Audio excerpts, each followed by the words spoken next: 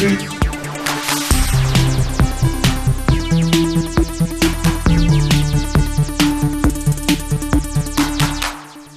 everyone, and welcome to GameFace, episode 366 on Sifted Games at Sifted.net. I'm Shane Satterfield, your host and founder of Sifted. I'm going to talk about some awesome video game stuff for the next couple hours, and alongside me to do that is Matthew Kyle. What's up, Matt? How's the week been? Anything exciting happened this week? No, kind of cold now. Yeah, it's like freezing. Yeah.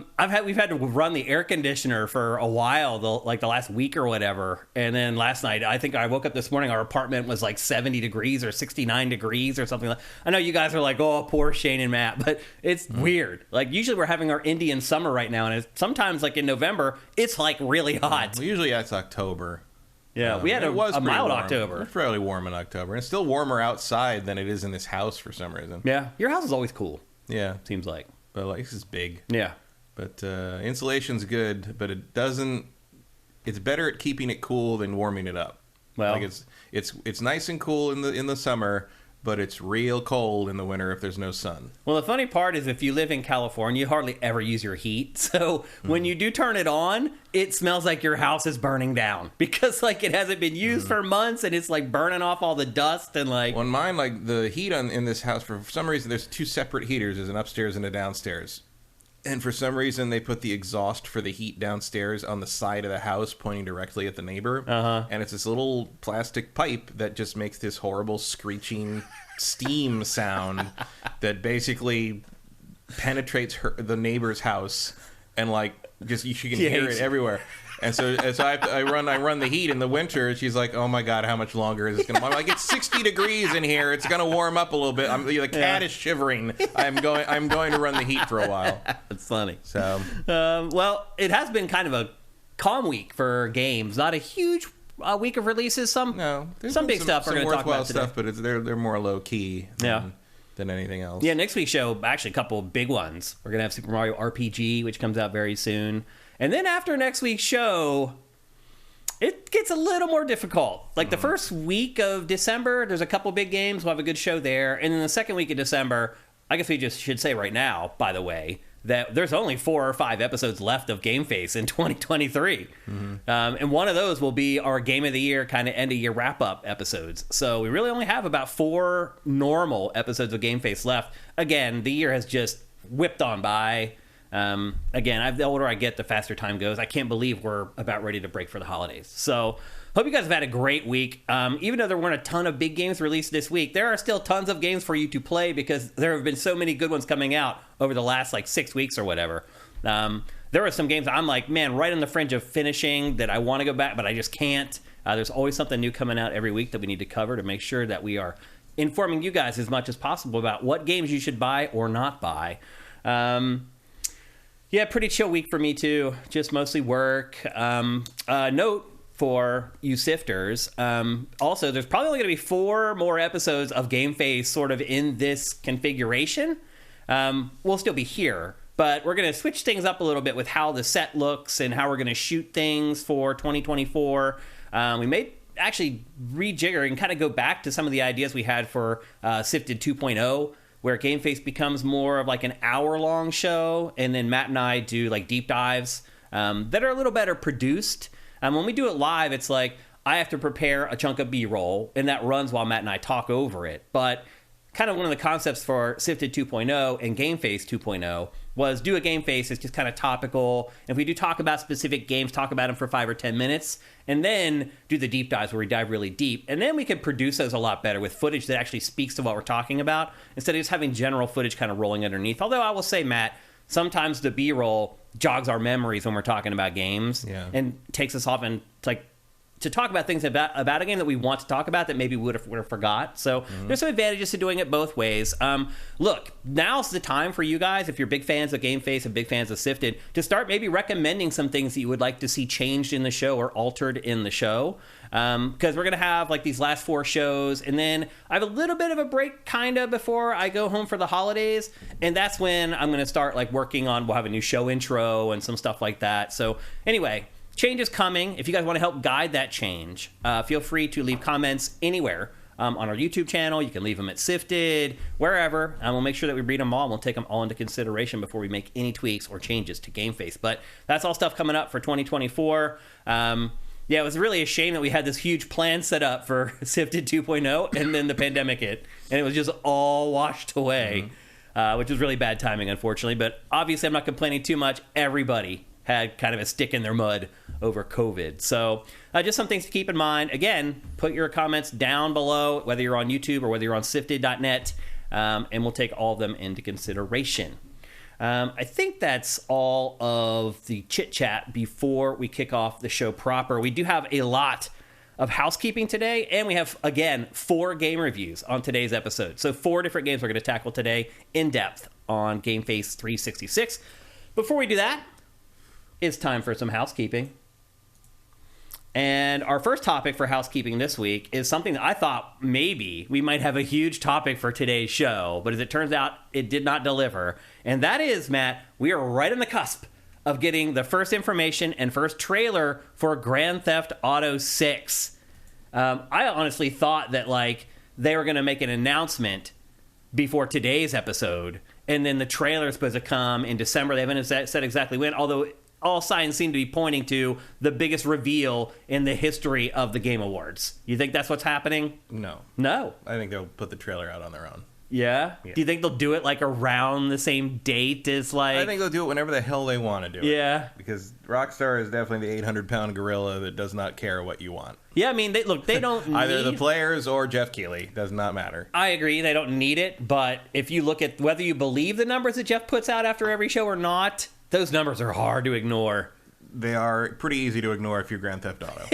I mean, you're right. If there's one product that is immune to anything like that, it's GTA 6. Yes, and Rockstar does still have that attitude of we don't need anybody. Mm-hmm. So I would be very surprised if it ended up on that. Certainly if it ended up premiering on that. Maybe they might run it again on it.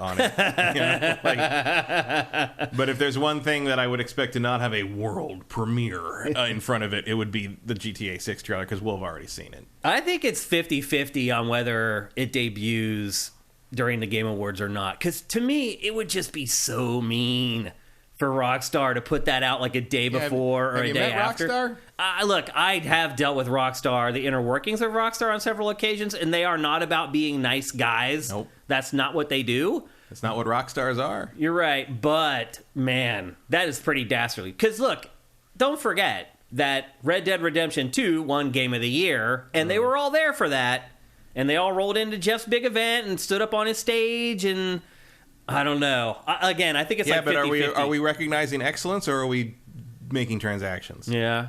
Well, right. But we're making transactions, to be clear. We are making I just don't think Rockstar is beholden to any of that. Yeah, I don't either. It would be a bad look, I think, if they didn't work with Jeff and they put it... Look, if they wait till, like, December 18th... I think at best you're going to have, like... They're going to put the trailer out themselves, and maybe somebody will show up at the Game Awards and they'll show the trailer again, and they'll... Maybe an extended one for the Game Awards? No. They'll have someone on... Maybe one of the people on stage, and they'll say something about the game that we don't know yet. Or that'd be cool still. If they work with him in some way, shape, or form. But you're right. They don't need the Game Awards. They don't need anyone. But I will be surprised if even that happens. Like they don't need it. Take-Two does not give a shit. Does not. None of it matters. Well, I mean, look, Matt. It's the lead story on this episode of GameFace, and all Rockstar had to do was put up a little dinky blog post. It's the biggest video game of all time. Yeah. There's none bigger. It's the best. It doesn't... You can do whatever the hell you want. Yeah. There is no wrong answer here. That was true. The wrong answer would be to make a bad game, but like who knows? I mean, the wrong answer would be to make it all online. Where there are wrong answers in terms of creative choice, but in terms of promoting the thing, there's no such thing as a bad idea. So here's the thing. So Rockstar says that they're going to put out an update first, and then they're going to put out the trailer. What kind of information do you anticipate we'll get in that sort of update that Rockstar Almost is going to nothing. Give us? Yeah. Like setting, the character names we already know, maybe a release window, Q1. I would be surprised if they do that, though. That's about it. Something like that. Maybe a platform, music artist attached. They'll have trailer music in it or something. Yeah. Platforms probably, yeah. I mean, certainly you'll say it's exclusively the new platforms and PC. Do you think so? You think it won't come out for PS4 and Xbox One? Oh, 100%. Yeah, I agree with you. I don't think it will either. But it is Rockstar and Take-Two. And Take-Two, if one thing it does, it hangs on to that last generation as long as it can. Yeah, they didn't do that with GTA 5, though. Yeah. Did they? No. There was no 360 version. Was there a 360 version of that? There was. But that was the end of that generation, right? Yeah. So then they re-released it twice. Yeah. Take-Two, I mean, you got to look at NBA 2K. It's still on. You're going to be gen. half a decade into the current generation. There's no reason to release a PS4 version. I agree with you, but the money. From what we saw of that leak, I don't think it would work. It would run. You're right. I would also say that after what happened with Cyberpunk 2077, that CD Projekt Red learned a really hard lesson for a lot of other developers. Rockstar's not going to sit there and try to make this thing run on the Series S. Like, give me a break. Yeah, I don't think so either. Yep. So, what do you think we'll get something this week? As far as that little update that they're promising? I don't know. Yeah, there's no way to know. I don't try to fathom the workings of Rockstar. I don't think Rockstar will wait till like December 18th or whatever. I think they're talking about it now. You're talking about in the next couple of weeks. I think it will be around that Game Awards window, which is also coming up real quick here too. So, yeah. I think they'll be ahead of that. Do you think they'll come out before? Probably. Interesting. Well, regardless, it looks like we're going to have some new, actually, really the first legitimate information about Grand Theft Auto 6 very, very soon. And hopefully the new trailer here within the next week or two. And it does seem to be Miami. Yeah. So, Yep. Judging by that logo. Yeah, it does. So, lots to be excited about as we close out 2023. Game Awards coming up. Our Game of the Year Awards coming up. Finally, the unveiling of Grand Theft Auto 6. We got Avatar coming out in early December. December is actually going to be a decent month for once. Yeah. For the 2 weeks that we're here before we head out for the holidays. So, anyway, big news coming about Grand Theft Auto 6 in the very near future. Next story for housekeeping is we learned this week that half of PlayStation's 12 games as a service have been delayed to 2026 or later. Matt, I know this doesn't surprise either one of us because when they told us that they were going to have 10 out by like the first quarter of 2020, what was it? The first quarter of 2025, I think they said at first. Yeah. We were like, that's insane. That's never going to work. And in fact, it was insane and it would not work because now they've delayed a lot of them.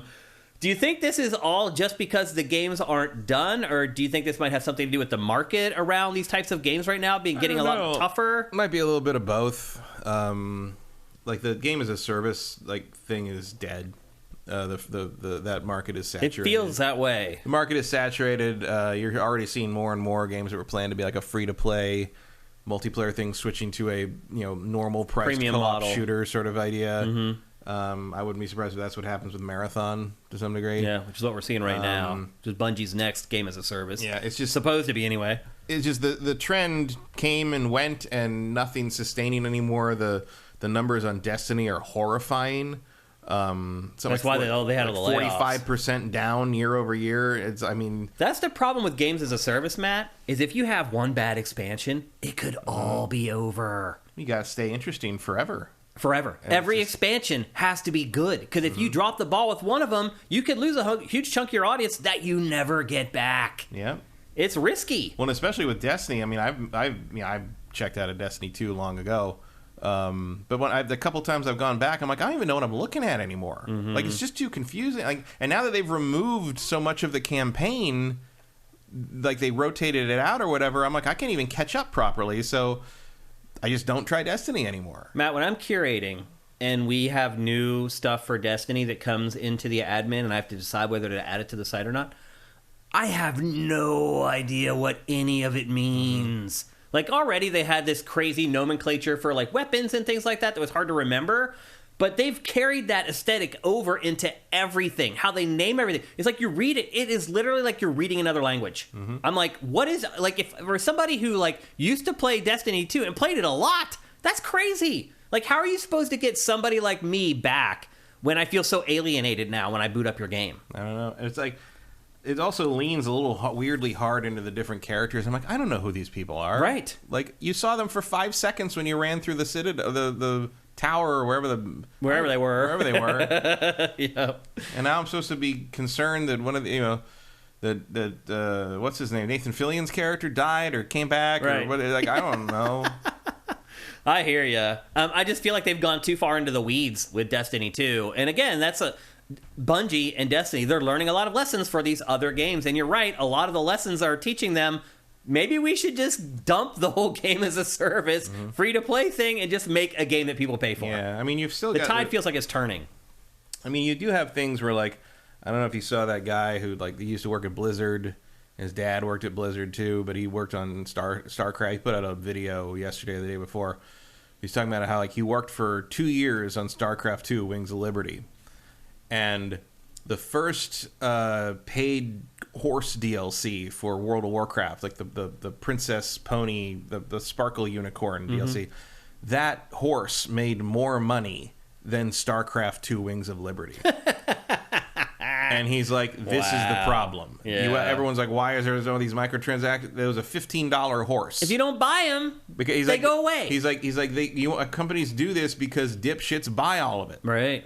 And we're the problem people. It's not the game developers or the game publishers. It's us. It's like if you can make more money than the revenue from a full expansion game, and because the Wings of Liberty was the initial StarCraft 2 release. It was huge, yeah. If you make more money just by putting out a horse that is basically a reskin someone probably spent a week on for $15, what does that tell the developers? Why would you ever make another StarCraft 2 again? I mean, it's to their credit they made 2 more. I finished that StarCraft 2 project. They did 2 more expansions after that. But like, if you're a bean counting bottom line executive, like, yeah, you're gonna look at that and be like, why would I want to make another StarCraft game when we could just make more horses? Yep. Like, that's what happens. Yeah. I mean, again, it's our fault. If we don't spend money on this stuff, they stop making it. It's all on us. And to be fair, that does seem to be happening slowly. Like, Destiny, yeah. Certainly there's not enough bandwidth in terms of people willing to spend that money on that model to go around to sustain all. That's the thing, is all these people are jumping. It's like, it's over. The gold rush is over. You're panning for gold in an empty river at this point. There's only so many people that want to play a game like that and have and to be whales like that, and they're doing other things. And unless you got to make something that's going to pull people away from that, and I guarantee you, none of the games as services I see coming out of anyone right now are that game. Yeah. One of the recent episodes of Pact or Factor, someone asked him about this very thing, and as timing would have it, it worked out perfectly that we published that episode on the day this news came out. It just was that was not planned at all, by the way, folks. That's just happened that way. But his contention was, look, like, yeah, they have 10 or 12 games. They only need like 2 of them to hit. And he's like, I don't think that Sony thinks all of them are going to hit. No, they're literally throwing spaghetti at the wall. Right, there. waiting to see what sticks. Yeah. And so, we are kind of like, oh, there's probably a bunch of them are going to fail. That's actually baked into their business plan that some of them will fail. They don't need that many, because if you do have a hit game as a service, I mean, you can generate $1 billion, $1.5 billion a year off of that game until you release a bad expansion, like we just mentioned. And that's what can send it all crashing down, which is what we're seeing at Bungie with Destiny 2, which is why we just saw a bunch of layoffs at Bungie for Destiny 2. So it's a high-risk business, the games as a service business, because it also costs a lot of money to develop them. Because the other thing, too, that we see a lot, Matt, is developers finish a game, and literally the next week, they lay off like 30% of their staff. You can't really do that with games as a service. It's like you finish the game, and that's just the beginning. Then you have to get in the rhythm of like, okay, how is our team good enough to have this constant turnover of content to keep feeding the beast, to keep the fans happy? It's an entirely different model that's has way more risk. You're paying way more in salaries to your employees in perpetuity. So I think we can see it. We're starting to see a lot of these publishers turn their back on the game as a service. And in all honesty, I feel like that onion's been squeezed dry already. Yep. Like, I'm not seeing new ideas in games as a service anymore, Matt. They're just like, except for now it's sci-fi, or now it's hard fantasy, and now it's dark fantasy. Or like, the setting changes, but like the actual mechanics very rarely ever do. And I think that's why you're starting to see fatigue in the market. And you're starting to see like just the Johnny-come-lately sort of also-ran stuff, like that Square game that I can't remember anymore, that shut down after like 3 months. Or, the third-person sci-fi shooter that we neither one of us ever the other one, the fantasy one where you arrive on a boat have to do the hack and the platinum one. Oh, the Platinum's game. Oh, what was that called? Exactly. Exactly. Can't remember it. I don't know. It was terrible. Oh, Babylon's Fall. Fall. Yeah, that's what it was. Yeah. Very fitting in that name. That is kind of a harbinger, that game. I think that was a turning point. That was one of the stakes in the ground where people are like, okay. It was like, people, what are you doing? Yeah. Like, it was like yeah. Just unbelievable. Like, yeah. So anyway. Good money after bad at this point. I guess then the X factor is like, okay, so you're giving your teams more time to make these games. Does that mean that we're not getting single-player games now that we kind of need at this point? Those seem to be pretty separate people. They do. So I'm not too even if though they come from studios that also create single-player games. You're right. It feels like they have a team that works on the ongoing stuff, and then a team that works on. Sony's been pretty good about not putting all their eggs in the one basket or the other for this one. So we'll see. I mean, we'll see. We don't really know anything about next year right now. Yeah. What do you think will be the first Sony game as a service to launch? I have no idea. Yeah, it's really kind of up in the air. I don't think we even know about most of them. Yeah, you're probably right. I think we know 6 or 7 right now. So there's like a handful that we still don't even know about. Among those, I don't know. It'd probably be maybe Fair Games. Jade's game? I don't know. I don't know. Because it's not going to be Marathon, I don't think. No, Marathon's a year and a half away. Yeah, I would think Fair Games would come before that. Maybe? Maybe. We don't even know anything. We don't even know anything about You're that. right. We just have a CG trailer so far. And in fact, Red Fox 1980 notes that Foam Stars is coming, people. Oh, right. It's not over yet. The Legacy says Helldivers 2. Oh, Helldivers 2. But Helldivers 2 isn't a PlayStation exclusive. It's a console exclusive. Yeah. But it's also on PC. But they're kind of like positioning it. They're acting like it's... They're positioning it as one of theirs. They are. In a way. Yeah, yeah. That'll definitely come first. I don't think that's going to hit, though, really. Yeah, you just saw a trailer for that. Does that look all that interesting to you or different? No, and I like the first one, but that just looks way... It's weird that looks more generic than the first one, because the first one's like more of a top-down, almost Diablo point of view. Mm-hmm. Like isometric. Twin-stick shooter sort of thing, and I was like, oh, that was more interesting to me than this. I think I might agree with you on that. This just looks like every other shooter. It does. It looks like every other third-person shooter game as a service. I feel like we played that game already. Yeah. It's kind of funny. So anyway, if any of you were all excited about it, and I don't think you were, that's the thing. I don't think anyone was all excited about Sony working on 12 games as a service. I don't think anybody was dancing around celebrating. So this is actually, I think, good news for some people. But the bottom line is we have to wait a little bit longer to see what Sony has cooking in the kitchen for its games as a service. Like, even the ones that just announced, we really don't have a good idea of what they are. So big mystery there still. All I know is that we could use a lot more first-party exclusives from PlayStation Studios. That's one thing I do know.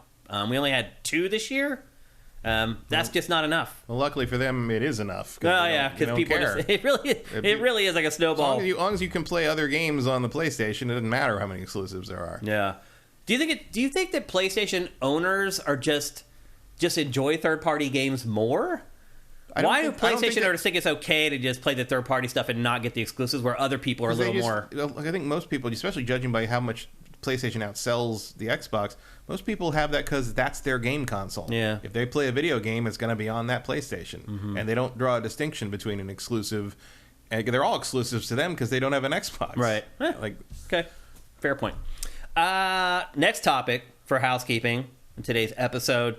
something that we've been hinting at for probably about a year here on GameFace actually happened this week, and the Overwatch League has folded. This was the beacon on the hill, Matt. The Overwatch League was supposed to be the esports league that was going to succeed while all the others failed. It followed the traditional structure the structure of traditional sports leagues in America, where each team was tethered to a city. Mm-hmm. They had owners of each individual city and a general manager in each city. Really, it was structured a lot like professional sports in the United States. With the exception of the fact that professional sports has a revenue model. Right. That's a good point. And the other thing about the Overwatch League was that there was a lot of celebrities that got looped in and invested in it. Mm. There was a lot of real professional athletes who invested in Overwatch League. I think it was $20 million to buy the franchise initially to get into the league, if I remember correctly. Maybe. And the Overwatch League is folding like every other esports league because nobody can make money on them. And all they're getting back, the franchises are getting back, is $10 million from Blizzard. So they're getting half of their initial investment back. and obviously have not turned a penny of profit since the league launched. Because there's no money in this. There is no money in it. There's no money in it. And I don't know why it took everybody 15 years to figure that out, but it was pretty obvious from the start that there's no revenue for this. There's no money from any facet of esports. No. None. Even if just covering esports, nobody has still figured out how to cover esports and create an app or a website that is profitable.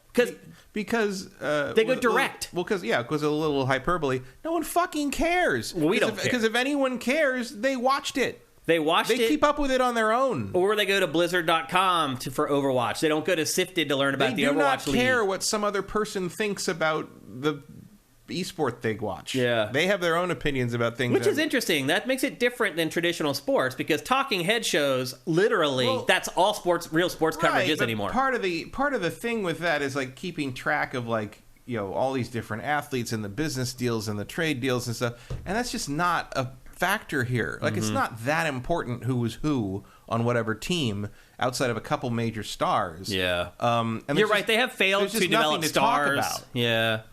Because it doesn't matter.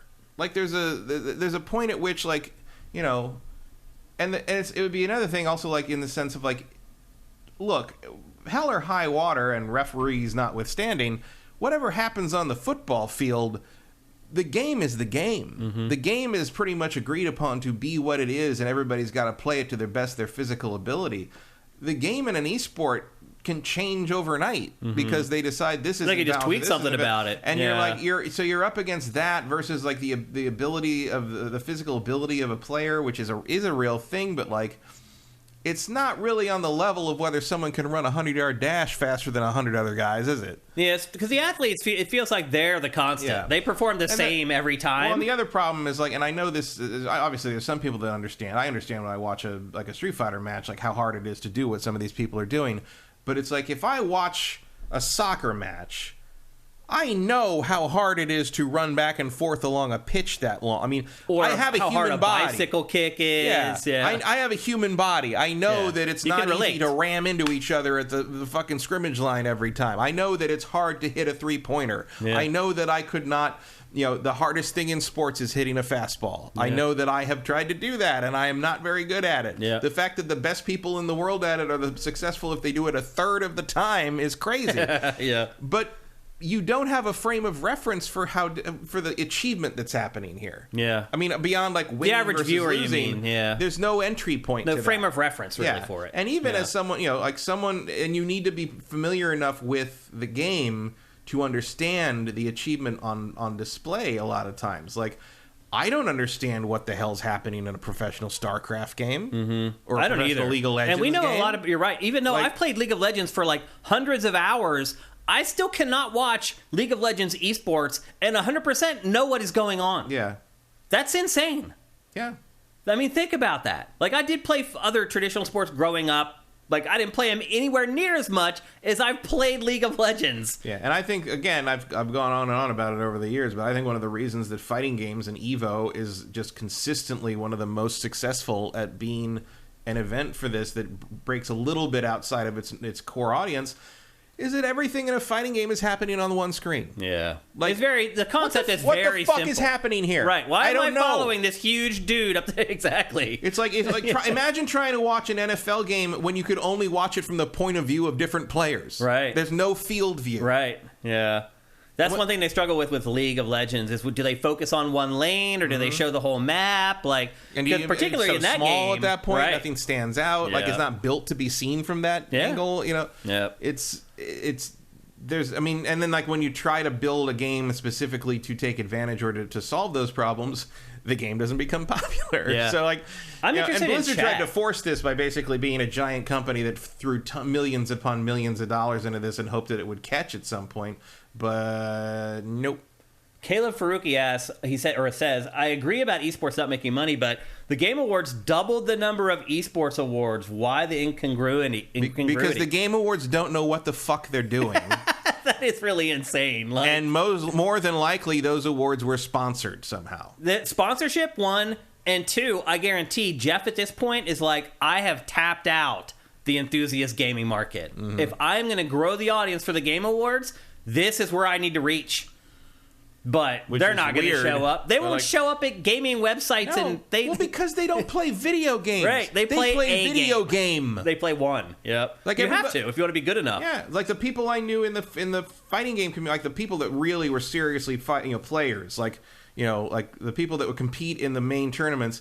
They didn't know anything about video games. Yeah. They know about the fighting games they play. That's it. Because they don't have time to do it. They don't have time for another hobby that involves video games. If they're doing something that's not training in the lab, they're doing something that's not in front of a screen because they can't fucking look at a screen any longer. Yeah. Like, that's not how. Like, no one. I guarantee you, almost no one who was a top contender at Evo cares who's nominated for Game of the Year at the Game Awards. Yeah.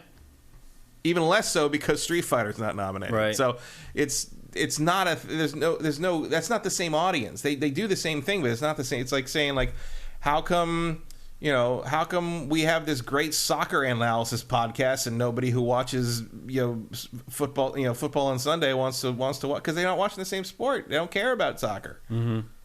Or vice versa. Like, how come people who follow FIFA in Belgium don't want to watch a podcast about American football, NFL analysis? Because it's not the same thing. Well, someone in chat just from Europe just mentioned, Silksnake says, I remember on Sky they tried doing esports FIFA tournament during COVID and nobody watched. They tried to do it on ESPN several times too with a bunch of different things. Nobody cared. Yeah, they still do sponsorship stuff. Like on NFL Network, they do the Madden Bowl. On NHL Network, they do NHL esports. Little things that tie in, yeah. But it does. Nobody watches. Nothing happened. The closest they ever got. That's all paid. The closest they ever got was Evo. Yeah. Evo, both.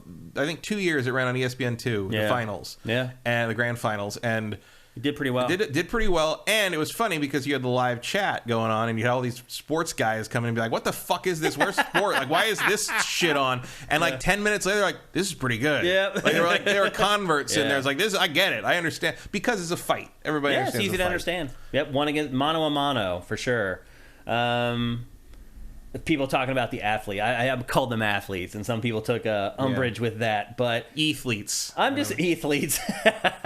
I'm just trying to. Abram also makes a good point. Jeff will go through those esports awards in like half a minute. Well, yeah. I mean, they don't even put them in the real show. No. Like a lot of times they're just in the bumps or they're in the pre-show. He just lists them all and then introduces the next trailer, like he does with the Best RPG award for some reason, as though people don't care about that. Yeah. I would imagine that might be different this year because Baldur's Gate's going to win it, so people probably care about that more. Yeah, now keep in mind that they are actually working on a new version of an esports league for Overwatch. It's not going away. They haven't said when they're going to announce anything, but my guess is whatever they do, their financial commitment is going to be way less than it was for Overwatch League. Mm-hmm. Red Fox 1980 asks, is League of Legends dead? No, it's not. Although they've had... they're having a little bit of a financial issue lately. Like, it was just uncovered that they've never turned a profit on League of Legends esports. No. And if you can't turn a profit with League of Legends esports, where you have literally stadiums full of people watching, I mean, that's all you need to know. Mm-hmm. If you can't make money off of that, like... Because there's no revenue. Yeah. Where are you making your money? I had somebody... Sports makes money through televised broadcasts, being an advertising opportunity. People pay millions of dollars to have 30 seconds on the Super Bowl, and it just goes down from there. Yeah. Who's doing that for esports? Nobody. Yeah. I had somebody reach out to me, it's been several years ago now, as kind of a consultant on how to make money on esports, like at the events. Like, because they're like, we have all these people here, we can't make money. Like, the venues are too expensive to rent and to set up and to pay it's just too much. We can't turn a profit. How do we make money? I just told him, merch. It's just it's what's going on right now with bands. Like, since COVID, they're all trying to make their money back right away. And the only way they're doing it, they're not making it on the shows or the tickets. They're still doing it, selling merch. Right. But, like, it's one thing to have, like, an obscure band T-shirt. It's another thing to explain to someone what Evil Geniuses is. Yeah. Like, one thing's cool and the other is weird. So the data that they had presented to me was that most esports fans resonate with the individual players more than the actual game. So they told me that, and I'm like, why aren't you selling merch for each one of these players? Like, put their faces on because they would have to give the players a cut of that. Right, want to but do that. still, if you can still make money, it's still to the good. Right, ultimately. but isn't that the NFL? It's like those jersey sales are some obscene percentage of their revenue every year. Yeah, and they sell those jerseys, some of them for like $300. Yeah. So I recommended it. Maybe, they thought I was don't crazy. start at that price for the esports guys, but like I recommended that. They thought I was crazy. I was surprised when I found out they didn't do that. Right. I'm like, I thought that was the most obvious thing in the world. Low-hanging fruit. When you think of making money through the NFL, you think of people who buy the players' jerseys or the NBA players. Like, how often do you see it everywhere? Go downtown. There's nothing but fucking Kobe Bryant jerseys. The man is died, and he's still making money because everybody wants to own his jersey. I even presented a plan with this cool augmented reality tech that they could use to where people could try on the shirts like in their seats. And so I put this whole thing together. They ignored it all. And here we are 4 years later, and all these esports. I mean, I don't know if that would have actually worked, but it's like that's the proven, the proven revenue model for sports. Yeah. So, and also like sell Gordon Biersch garlic fries. Right. Everybody loves those. So anyway, let's see if you have any other questions about this. I'm surprised at the feedback from you guys on this. I thought you guys would just sit there and wait for us to move on, but you guys are actually kind of interested in it. Because it is kind of like the great X Factor. Like, nobody can figure it out.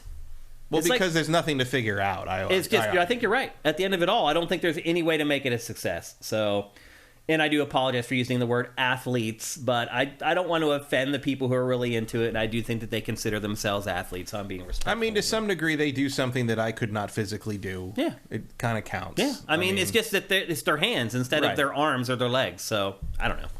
I mean, it depends. Like, is a close-up magician an athlete? Yeah. Actually, that's a good question. There is a World Series of Magic. Yeah, there is. Like, I would say yes. I mean, the dexterity that you need. Dexterity, you could argue it. Yeah, absolutely. Like darts. Yeah. Are they athletes? I don't know, but they can do something I can't do with their hands. Yeah, that's for sure. So, so anyway, Overwatch League, RIP. Probably should have played TAPS if I cared, but I don't. Next on housekeeping. We got a surprise announcement this week that I don't think anybody saw coming unless you were working at one of the major outlets and you were alerted beforehand, and that is that the Steam Deck OLED model is coming on the 16th. In 2 days, the brand new model of Steam Deck is coming out. It does this change your interest in it at all? No. I have no use case for this thing and never will. Some data on this. The screen is 1280 by 800. It's 7.4 inches. The storage, you can buy a 512 megabyte model or a 1 terabyte model. The cheapest model starts at $549. And really, the only improvement other than the screen, and this is related to the screen, is a somewhat longer battery life. And really, that just comes from the fact that the OLED screen is using less juice. People seem really excited about this on Sifted. They're just following Nintendo's model. In fact, I think Valve even admitted that, Nintendo showed us the way of how to, evolve our handhelds. So, although they didn't wait as long as Nintendo did to release the OLED model. And then we charged 3 times what Nintendo did for it. So right. What would it take? Is there anything that they could do? I have no interest in playing PC games on a handheld. Ever. Yeah. Never. Nothing. I mean, I don't play my Switch in handheld mode. Why would I play PC games in handheld mode? Why did I get a 4090 and a giant 4K monitor if I want to play them on this dinky little thing? I don't need to do that. I understand there are people that have to share the TV or share the computer or don't want to look at a computer monitor or whatever after working on it all day. I don't do my work on that monitor. I do it on a laptop. So I have no concept of when I would ever want to do that.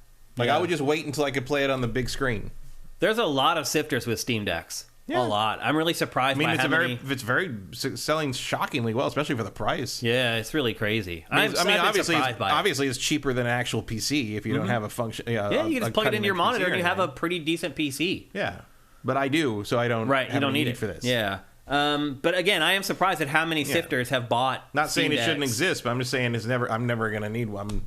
I mean, if they want to send me one, sure, but I'm never going to pay money for that. Even if they sent me one, I just wonder when I would use it. Again, I do not use Switch in handheld mode ever. Ever.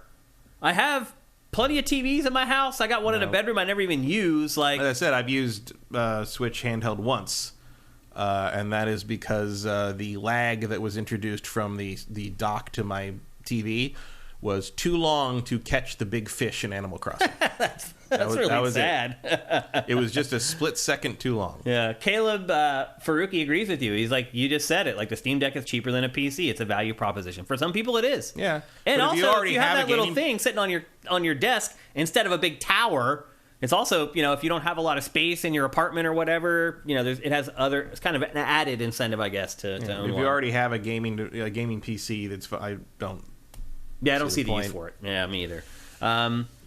And I do wonder how many people will update or upgrade from their old model of Steam Deck to this new OLED version. But it's expensive. It does look like a very noticeably better screen. Yeah. So, OLED is. Like, I might just be irritated that I bought the other one first. Right. Yeah.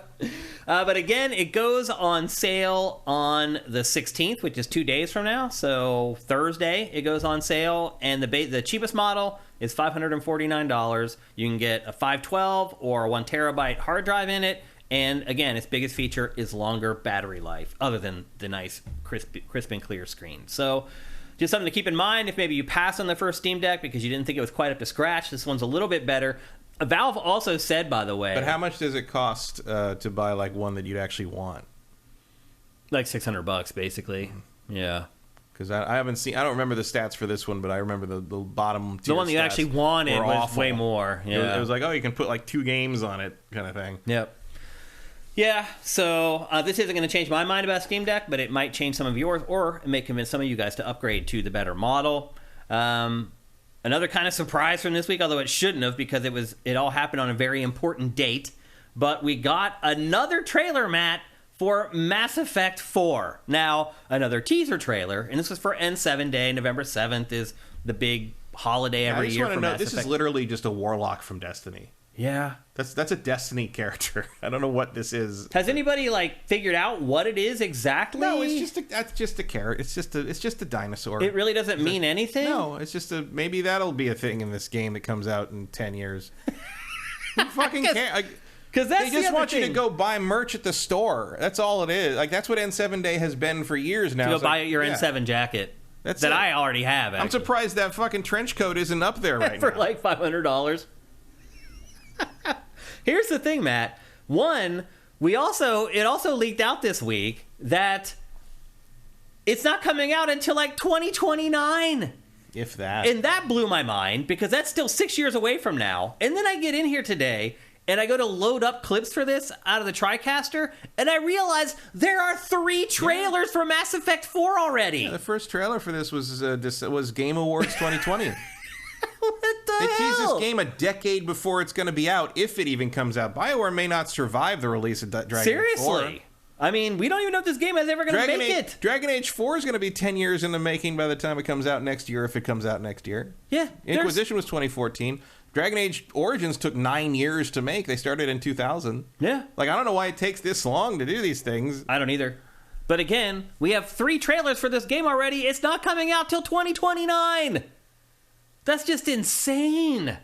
Like, I don't understand why someone just take a flamethrower or something and clean house in the EA executive wing and start over. It's I don't know how you manage a company this ineptly. Like, I'm not saying BioWare here. I'm saying EA. Yeah. Like, I don't understand. I don't know who else to pin the donkey on for this one.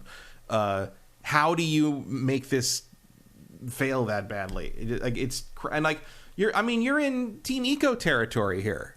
Like, The Last Guardian was 11 years or something. You're in Duke Nukem Forever territory. Yeah. You're like, what? And you're like, how? I mean, if Dragon Age doesn't sell like StarCraft or Starfield, that's the end of BioWare.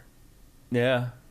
Like, this is, it's not just like ridiculous development time. It's not just being impatient gamer dorks. It's like, this is reality. Horrible management. Like, yeah. You're basically, you take this long and spend this much money just to pay people to work on this game for all these years.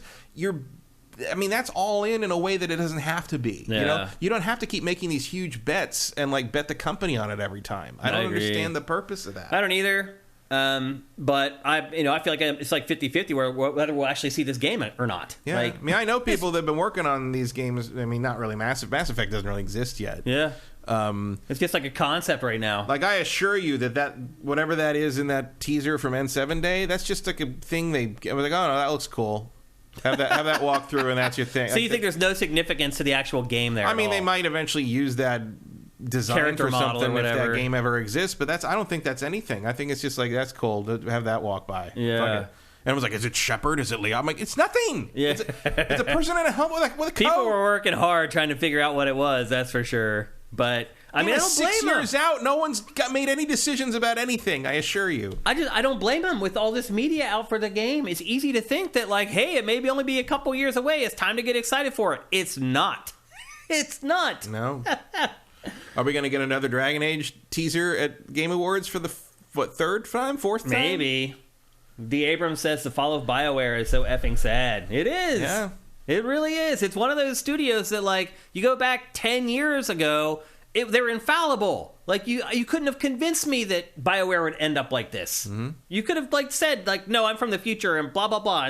And this caused it. I would have been like, you're full of it. And in the meantime, how many BioWare RPGs has Spiders put out? Right. Between 3 or Dragon 4. Age Inquisition and now. Seriously. And they'll be up to 3 or 4 by the time when Greedfall 2 comes out, which is supposed to be next year. Right. Probably before Dragon Age 4. Yeah. And it's not like, I mean, are those as good as like KOTOR? No. And Mass Effect 2? No. But if they spend another 6 months on them, they're close. Good enough. They're good enough. Yeah, it's really insane. Like, do you really think it's better to spend a decade building up expectations and budget and debt on this new Dragon Age game than it would have been to release like a just okay Dragon Age 4 in like 2019? Yeah. It's really crazy. Like, you don't even have the Star Citizen grift to excuse it. No. You're like, it's not like you're making money in the meantime. Yeah, Rock and Roll 458 says trailer. Yeah, that was... You're right. That wasn't really a trailer. The funny part is that 2 other ones actually are more trailers than that most recent one was. So maybe they are trying to set expectations for a release date that's a far, far distance away. So we'll see. But don't count on Mass Effect 4 anytime soon, despite all the news that came out this week. Next up. So we were talking earlier, Matt actually brought this up, about how a lot of studios are changing their minds and maybe they're working on games as a service or free-to-play games, and they've decided to change their mind and turn that into a premium game. That exact thing happened this week with Remedy.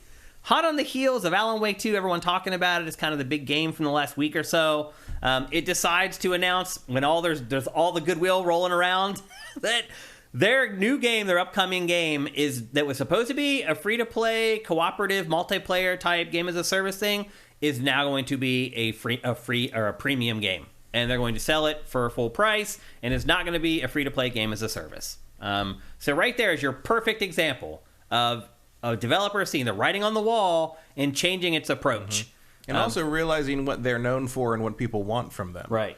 Does anyone want a free-to-play multiplayer game from people who made Alan Wake and Control? No. Yeah. They want another experience like Alan Wake and Control. Yeah. Yeah. And that doesn't and sound that's like probably this what will we'll really get now. be that, but They also changed the name of the game. The game is now called Kestrel, Kestrel. I'd say that's not really any less generic than Vanguard. But... Well, they also said that is also like a placeholder name. It's like, come on, guys. Like, you can't give us 2 different placeholder games for your names for your game. At least Kestrel almost has an image attached to it as opposed to Vanguard, which just makes me think of generic co-op shooter number 4032. Yeah, exactly. I mean, I keep thinking that there was another shooting game called Vanguard at some point. Yeah, it feels like there was. Yeah. It did seem kind of derivative. So anyway, that game is still, years away, but they did put that information out there that they have bailed on a game as a service, and they're going to release a game that you actually will pay for. Another smaller story from this week. There's a lot of them this week, if you can't tell.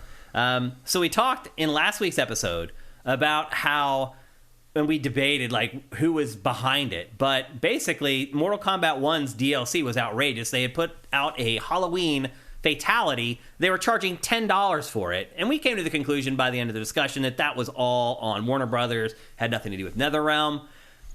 Then this week, Matt, and also we should say, by the way, as a make good for that, because they're getting their names dragged through the mud, they then gave away 2 free fatalities, or they're going to. There's one for Thanksgiving, and there's one for Christmas. Christmas they're basically going to be lumped in if you bought the Halloween one. So if you paid for $10 for that fatality, you're going to get 2 more for free. Yeah. And to be fair, the Thanksgiving one is one of the grossest fatalities they've ever done. It is.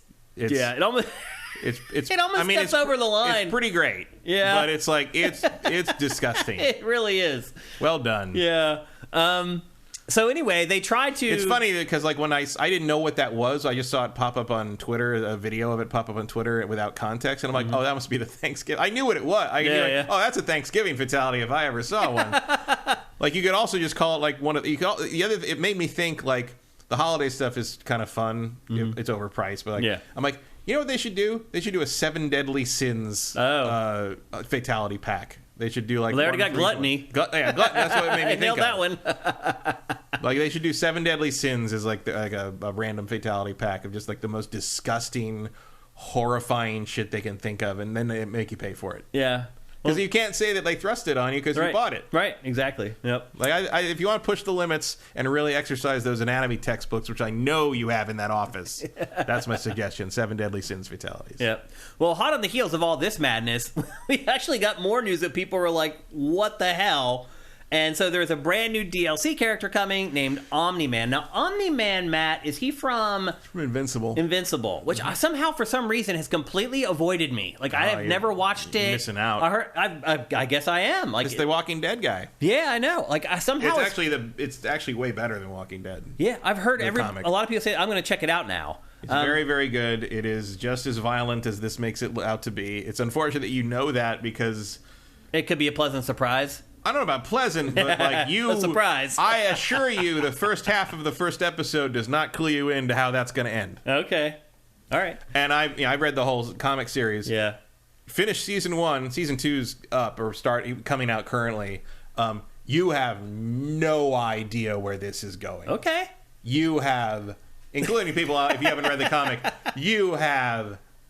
no idea where this is going. It's amazing. It's a reconstruction of the Superman idea. Oh, okay. Of the superhero thing in general, but also Superman specifically. And it's very, very good. And it's crazy. And it's original and weird. It gets so weird later on. You don't. I could tell you something that happens like near the end of the show, near the end of the story, and you'd be like, "No way. Can't even." How do you get there? I can't even come up with a way you'd get to that from where we are here. Okay. It's amazing. I'm going to check it out. But Omni-Man is from that IP, yes, and he is coming as the first DLC character for Mortal Kombat 1, and it's leaked out that he is going to cost $8. $8 for one character. Now, I don't remember what the characters cost before. I thought they were $5. I can't remember because I always got the season passes for these things because I do want all the characters from Mortal Kombat. And the season passes are the same price they've always been. They're like $20. Yeah. You get like 4 guys. I don't think they're going to be that cheap this time if they're asking $8 for each character. I already got them. Oh, you already got them? Yeah, they're part of the big deluxe thing. Oh, wait, they're already playable in the game? No, you buy the passes ahead of time. Oh, okay. And you just get them when they come out for so free. you got it for $20? I think so. I think the pass was $20. Well, that's a great deal then. Yeah, I can't remember. Because they're going to ask $8 for each one of these. They've always been a little cheaper than buying them. Maybe they're $25. I can't remember. I mean, this time it sounds like it could be a lot cheaper to buy them all in the bundle. I mean, even at $25, if it's 4 characters for $8, you're saving money. Yeah. Would you ever pay $8 for a DLC character, Matt? I mean, that's about what fighting game characters cost now. Really? Tekken's not too far off that. Really? I'm surprised. I mean, that's why. But the season passes are always better. Yeah. People have been freaking out about it this week, so it seemed like it was out of the ordinary. That doesn't really ring an alarm bell for me the way a $10 fatality does. Mm-hmm. Like, at least it's a character. Well, I would agree the fatality is way worse priced, but still $8 for a character. The whole game costs $70. Yeah. I mean, but you are dealing with a license and hiring J.K. Simmons to do the voice. It still seems outrageous to me. I think what they're going to have to address is Homelander, because Homelander's not voiced by the actor. Right. Yeah, he just announced on Instagram that he's actually not voicing the character for the game. They need to fix that. You think they're just going to have to throw some money at him? Well, it didn't happen because of the strike. Oh, is that why? Yeah. Oh. Like he couldn't do that because it was because The Boys has struck work. Well, they should be able to fix it then. They would just have to bring him in and have him voice it. Yeah. Well, his likeness also I don't think is in the game. Yeah, it is. It's him. Oh, I thought it wasn't him. It's definitely him. Oh, yeah, I thought it wasn't. Because that's part of the deal with the show, and they own that for the show. The problem is that the actor could not participate because The Boys has struck work and he can't do stuff. That's why J.K. Simmons could do Omni-Man because Invincible is animated. Right. So he's not promoting a live-action SAG-struck project. Right. But the actor who plays Homelander, who's unfortunately I can't remember his name, even though he's really, really good, he couldn't do that. So now they could. I don't know if Warner Brothers is going to be willing to do that. I bet Ed Boon would like to do it. Yeah. But you'd have to delay the character a little bit. But they've got 2 other characters in there. Yeah, they could delay it. You could pull it off. I mean, I could say personally, I would never spend $8 for a DLC character. I just wouldn't do it. That seems outrageous to me to spend $8 for one of them. And especially... Okay, never mind. The combat pack's $40. Oh, okay. That makes more sense. Especially... That includes 1, 2, 3, 4, 5, 6... playable fighters. So you're getting only a slight discount. 6 playable fighters and 5 cameo fighters. Okay. So you're only getting a slight discount on the playables, but you're getting the cameos Yeah. as icing on the top. I mean, yeah, so 6 times 8 is less. So you're still saving $8. Yeah. And then probably extra. I mean, who knows how much the cameo fighters will cost. Yeah. I don't know if those will be separate. Those should just be free. Like, you can't would charge think- people for everything, you would think, man. But also, Like- remember, the cameo fighters have been what makes something the winning strategy or not. It's true. Just like the assists in the old Marvel versus games. They're important. Yeah. Like, if you're using the wrong assist, you might lose. It's true. So they're worth something. Here's my thing. If you're going to ask me to pay $8 for a downloadable character for a fighting game, I should be able to test drive it first. I should be able to play with that character for like half a day or something like that. Yeah, you should let people use it in the lab. Yeah, because it's like, if I'm going to spend that much money, I want to know whether I want to play with that character or not before I spend the money. Mm-hmm. So maybe that's something on down the road they do, but probably not. Some games do that. Yeah. I don't think Mortal Kombat has ever done that. Yeah. So all told... And they do have free weekends for certain things. Tekken's done that. Tekken's had weekends where you could play their certain characters for free. Yeah, that's true. It's possible. I mean, it's... So all in, for Mortal Kombat 1, $110. Oh, I think it's... Base game I think it was plus- 120. So base game 70 plus... Base game 70, and I think it was like a $10 deluxe add-on, and then the season the combat pack on top of that. If I remember, I might be wrong. That's where we're at now. Yeah, I think 100. I want to say 120 was what the 119. You're a fan of games, 119.99 or whatever. I mean, truth be told, Or you said pay it before. 220, get a statue. Right. Nope. Yeah. As we've said many times, like, if you're really into like one game, you actually save a ton of money. Yeah, I will also say this, like, that if you watch the videos and everything, they nailed him. Like, if Omni-Man? If you like Invincible, dead on. Like, almost every move he does is directly out of the show or the comic. His fatality is directly out of the show and I mean, if you like that show or you like that character, like, you're never gonna get a better version of him. Well, eventually there'll probably be an Invincible video game, would be my guess. But this sort of nails it in a way that, like, I don't know. I mean, I don't know how you do an Invincible video game. Yeah. And you wouldn't be playing as Omni-Man. Yeah. So. Rock and Roll 458 says, I'm not saying Mortal Kombat is worth 120, but there are definitely some video games that could reasonably price over 100 at launch. I mean, they're already making that argument with like Call of Duty that, like, if they charge you 100, how many people would they lose? If GTA 6 is $100, what are you going to do about it? They're going to pay it. Yeah. They're going to pay it. Yeah. They could charge $100 for it. I think they would maybe lose 3% of sales. Yeah, if that. And then you figure out the extra $30 that you make per game, and you hit... It doesn't matter. And then the people that buy it anyway when the first sale hits in 6 weeks or 6 months or whatever, like, they're going to get everyone eventually. Yeah, yeah. Japanese dude says you also only get a new character every 3 or 4 months. Yeah, it takes a while. Yeah. I mean, to be fair, they do them up. Those characters in Mortal Kombat are not. Yeah, they put a lot of work into it. Yeah, yeah. I mean, they have their own fatalities, and they usually have their own stage, and it's not like we're just going to slap a skin. I really do think they should delay. They should hold off on Homelander till they get the actor's voice. I'd agree with that. People will complain big time. I don't see the point otherwise. Yeah, he is so much that character. He is that character. Yeah. That also another good series based on I think Invincible's a much better comic than The Boys. Did you watch Gen V? No, but I know what it is. I watched it.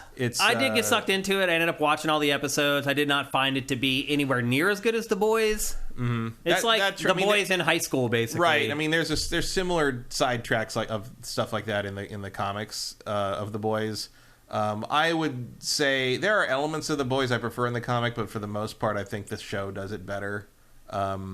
Especially Homelander. Homelander is a vastly more interesting character in the show than he is in the comics. Wow. I'm surprised to hear that. That rarely ever happens. He just doesn't have the dimensionality in the comics that he does and a lot of that's the performance. A lot of that is the actor, and he's good. He's very good. Yeah, he nails that character for sure. The most shocking thing about the show of The Boys is how much they've taken the characters who are not the boys and made them sort of what drives the engine of that show. Whereas in the comic, the boys are the central thing at all times, except when they need to show you. Sometimes they'll cut away and do like a Gen V thing because they really need you to understand why the people the boys are about to murder horribly should be murdered horribly. Right, yeah. Yeah. Yep. So anyway, if you're a big Mortal Kombat fan, you're not going to get your fandom for cheap. That's for damn sure. Next up, yesterday we just got the nominees for the Game Awards Game of the Year. Obviously, we will do our own Game of the Year awards middle of December like we always do. And so we're not going to tip our hand on games that we're leaning towards or anything like that. We're just going to go over, I guess, does Jeff still have the editorial committee that picks these? I think, yeah, as far as I know. And then you guys can vote. You can go to the Game Awards website. You can vote on them. I don't know why. Whatever that does, I'm not 100% sure. I don't know why I'm doing marketing work for Jeff either, but I've been doing it for the last 8 years on Sifted. And now he's in Fortnite. So. Jeff's in Fortnite? The Game Awards are in Fortnite. Oh. I saw the clip right before we did it. It's Jeff's in Fortnite, and he's being raised up in this giant plinth in the middle of the world. So he's actually in the game. Yeah. So he'll be. It's can like I the other live Jeff events Keighley they do. in Fortnite now? Is that what that means, or is there? You can shoot Keighley. Can you be Jeff Keighley in Fortnite, or is Is that just like a special thing that he's going to present as that? I think character? he'll just be there, and he'll be like on the virtual stage or whatever, like kind of like how they do their concerts. I feel like he would want to be running around blowing shit up alongside Spider-Man and Batman. Oh, believe me, if he can make that happen, he will make it happen. I guarantee it, without a doubt. Let's see how many people buy that DLC. Yeah. Anyway, here are the nominees. Who could it be? Here are the nominees for Game of the Year according to the Game Awards, and I do believe they still have an editorial committee that picks the nominees, and then you guys can go to their website and vote. Anyway. I saw people talking about the committee. I don't know if that means it still exists for sure or not, but I assume. Yeah. I was good enough to be in the committee when I worked at Game Trailers. I leave there, and all of a sudden I am not qualified to be on the editorial committee. Okay. But anyway, here are the nominees for Game of the Year for the Game Awards. Alan Wake 2, Baldur's Gate 3, these are in alphabetical order, Baldur's Gate 3, Marvel Spider-Man 2, Resident Evil 4 Remake, Super Mario Bros. Wonder, and of course, The Legend of Zelda, Tears of the Kingdom. Any games that you feel like are missing? You mentioned Street Fighter 6 earlier. Street Fighter 6 could be included, I think, over Resident Evil 4 because it's a remake. I mean, it doesn't shock me, but also like you're leaving Starfield off, which is interesting. Starfield had one nomination for Best RPG, and that is which it ain't winning. Which is not going to win. Yeah, I mean, I recognize that, but I mean, this is a race between Baldur's Gate and Zelda. It doesn't matter. Yeah, I think you're right. I think particularly if you look at the reviews that the editorial committee put out there for the games, these are the two. Yeah. There were people complaining that Hogwarts Legacy wasn't in anything, but it's like no one remembers that was this year. That is my big omission. And I really did love that game. But it really seems to have fallen off with people. I think the problem is that it released 11 months ago. Like people just forgot. I think you're right. I think people forgot. I think it's been surpassed several times over by a lot of those other games in that. I mean, I don't think Alan Wake 2 did necessarily, but also a lot of people like Alan Wake 2 I would swap out Alan Wake 2 for Hogwarts Legacy in a heartbeat. Well, I wouldn't because fuck that game. And you're saying socially you don't want it to be. I have no interest in promoting that any further. But I was fascinated by the number of people, even the people that were arguing against the so-called boycott, which really didn't happen. That didn't get any traction. It wasn't really a thing. Yeah. But even the people that were like championing it were sort of like, after the controversy was over, like everybody just sort of stopped talking about it because it's actually just sort of a pretty standard. The thing about Hogwarts Legacy was it's the best Harry Potter game ever made by like a billion miles, right? Which isn't saying much. Yeah, it's still a really awesome action RPG, man. It's pretty good. Look, I don't give a crap about Harry Potter. I really don't. I love the crap out of that game. I love that game. I would ditch Alan Wake 2 in a heartbeat to put that in there.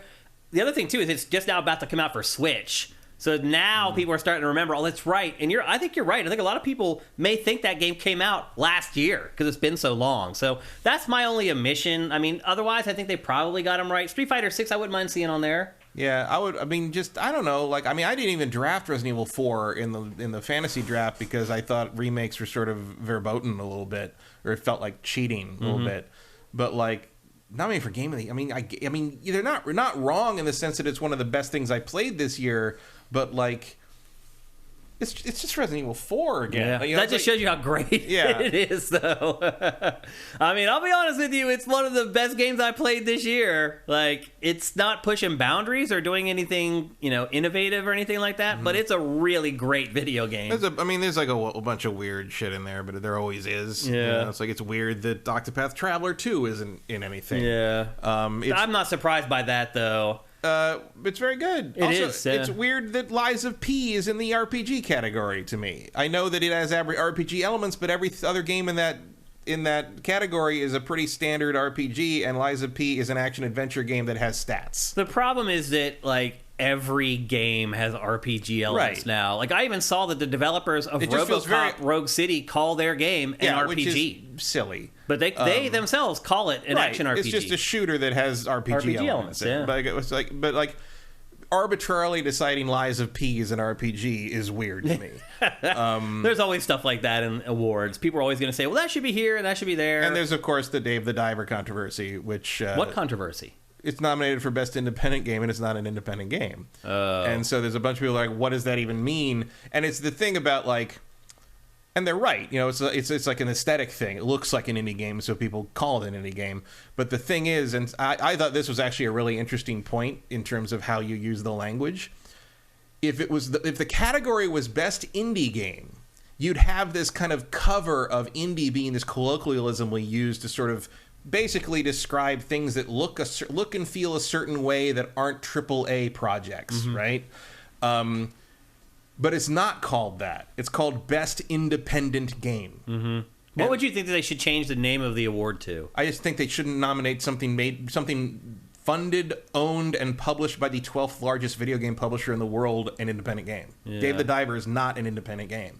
And if you want to call it Best Independent Game, you have to pay attention to that because if it's just an aesthetic thing, okay, well then is Gone Home an independent game? Because that's a realistic aesthetic. And at that point, Baldur's Gate 3 should be nominated for Best Independent Game because it's a realistic looking game that was entirely independently funded. So why is only the aesthetic the thing that makes Dave the Diver independent? It's not. See, that's what I mean by the difference. I think the problem is that 80% of gamers, that's what they think an independent game is. Right, but they agree with the Game Awards. Well, they might be, but it doesn't matter. At the end of the day, and this board of supposed experts should know better than that. But at the end of the day, Matt, they'd rather have 20% of the people bitching at them instead of 80% of the people bitching at them. That's what this all comes down to.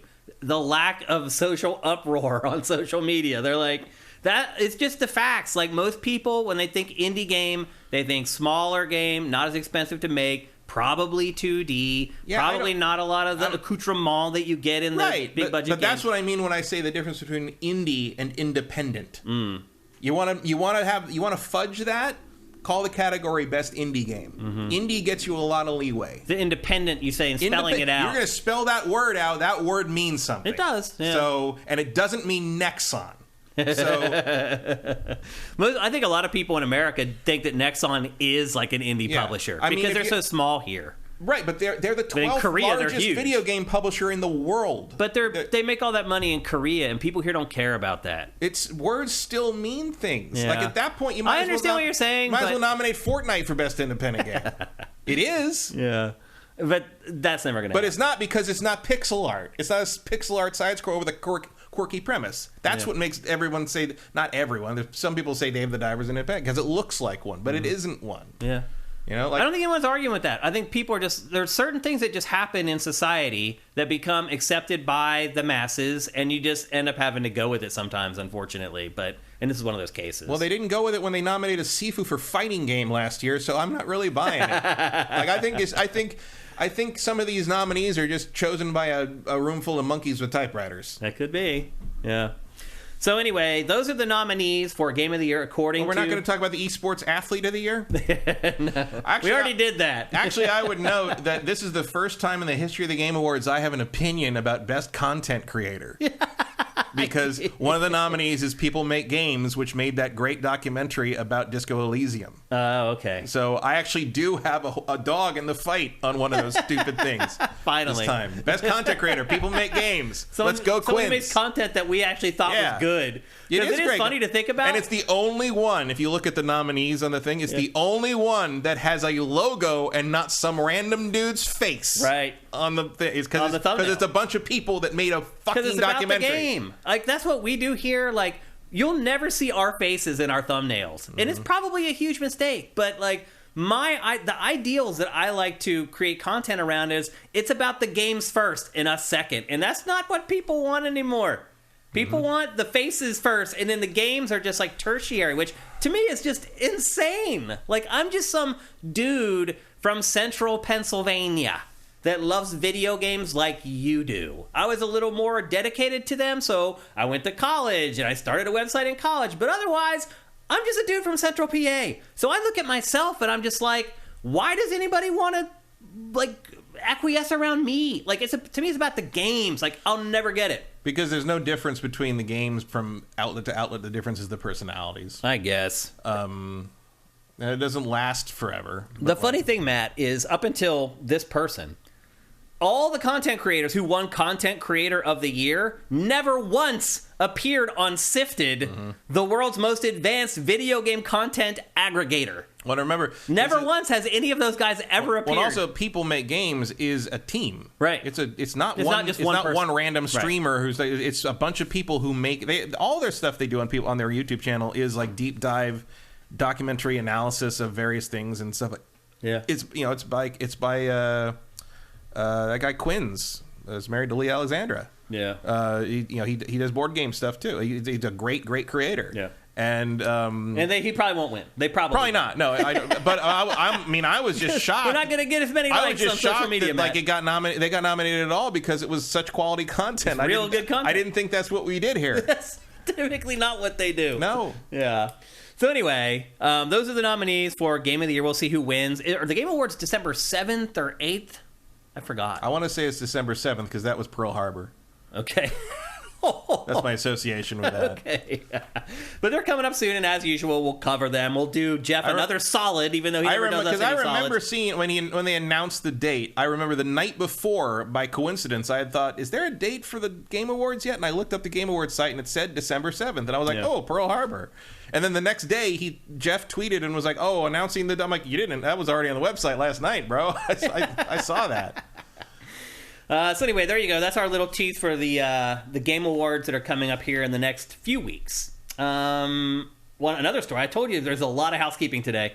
Another story that just came out yesterday, or the day before, I think, is that Steam will now let you hide your porn games that you play. I'm stunned that this wasn't already a feature. Like, what? How did you not implement this the instant you put porn on your service? I know. What the hell? That's so bizarre. And here's the thing, Matt. Nintendo probably needs that too on the Switch. Seriously. Dude, sales of those games are going to skyrocket. Oh, yeah. Because now people are like, I can buy them, and everyone in the world's not going to know that I bought it. And you watch, the sales of those games are just going to go into the stratosphere. Yep. It's really funny. So the smart business decision, to your point, though, why did it take Valve so long? And no, we're not showing any B-roll for this topic. I don't know. I mean, obviously, you could always make your profile private or whatever. But, like, people want to actually still interact and stuff, but also not have people know they're playing, I don't know, MILF Quest or whatever the hell they're... I don't even know what a porn game is. I can't name one. I know because they keep fucking throwing them at me all the time. Because I have JRPGs in my library. That's all it takes. Like, oh, this guy played Tales of Arise, so he must want to see giant animated boobs all the time. Let's throw in some hentai. Yeah. Like, I gotta weed through all this shit to get to the actual game releases sometimes. Let's be honest, typically that might be accurate. Yeah. That might be the customer that they should be pushing those games to. Oh, for sure, but I'm always stunned that, like, I just want to look at the upcoming releases and see what I need to play coming up. And I'm like, I gotta scroll through like 14 porn things to get to something that's even just like a standard shooter or something. It's like, where... Yeah. So anyway, you can now go play your porn games with pride. We don't care. We don't judge. Do whatever the hell you want as long as you're not hurting somebody else. Those are the rules that I live by. And then our final story for housekeeping for episode 366 is bad news for Starfield. We already talked about how it wasn't really nominated for anything or much at the Game Awards in 2023.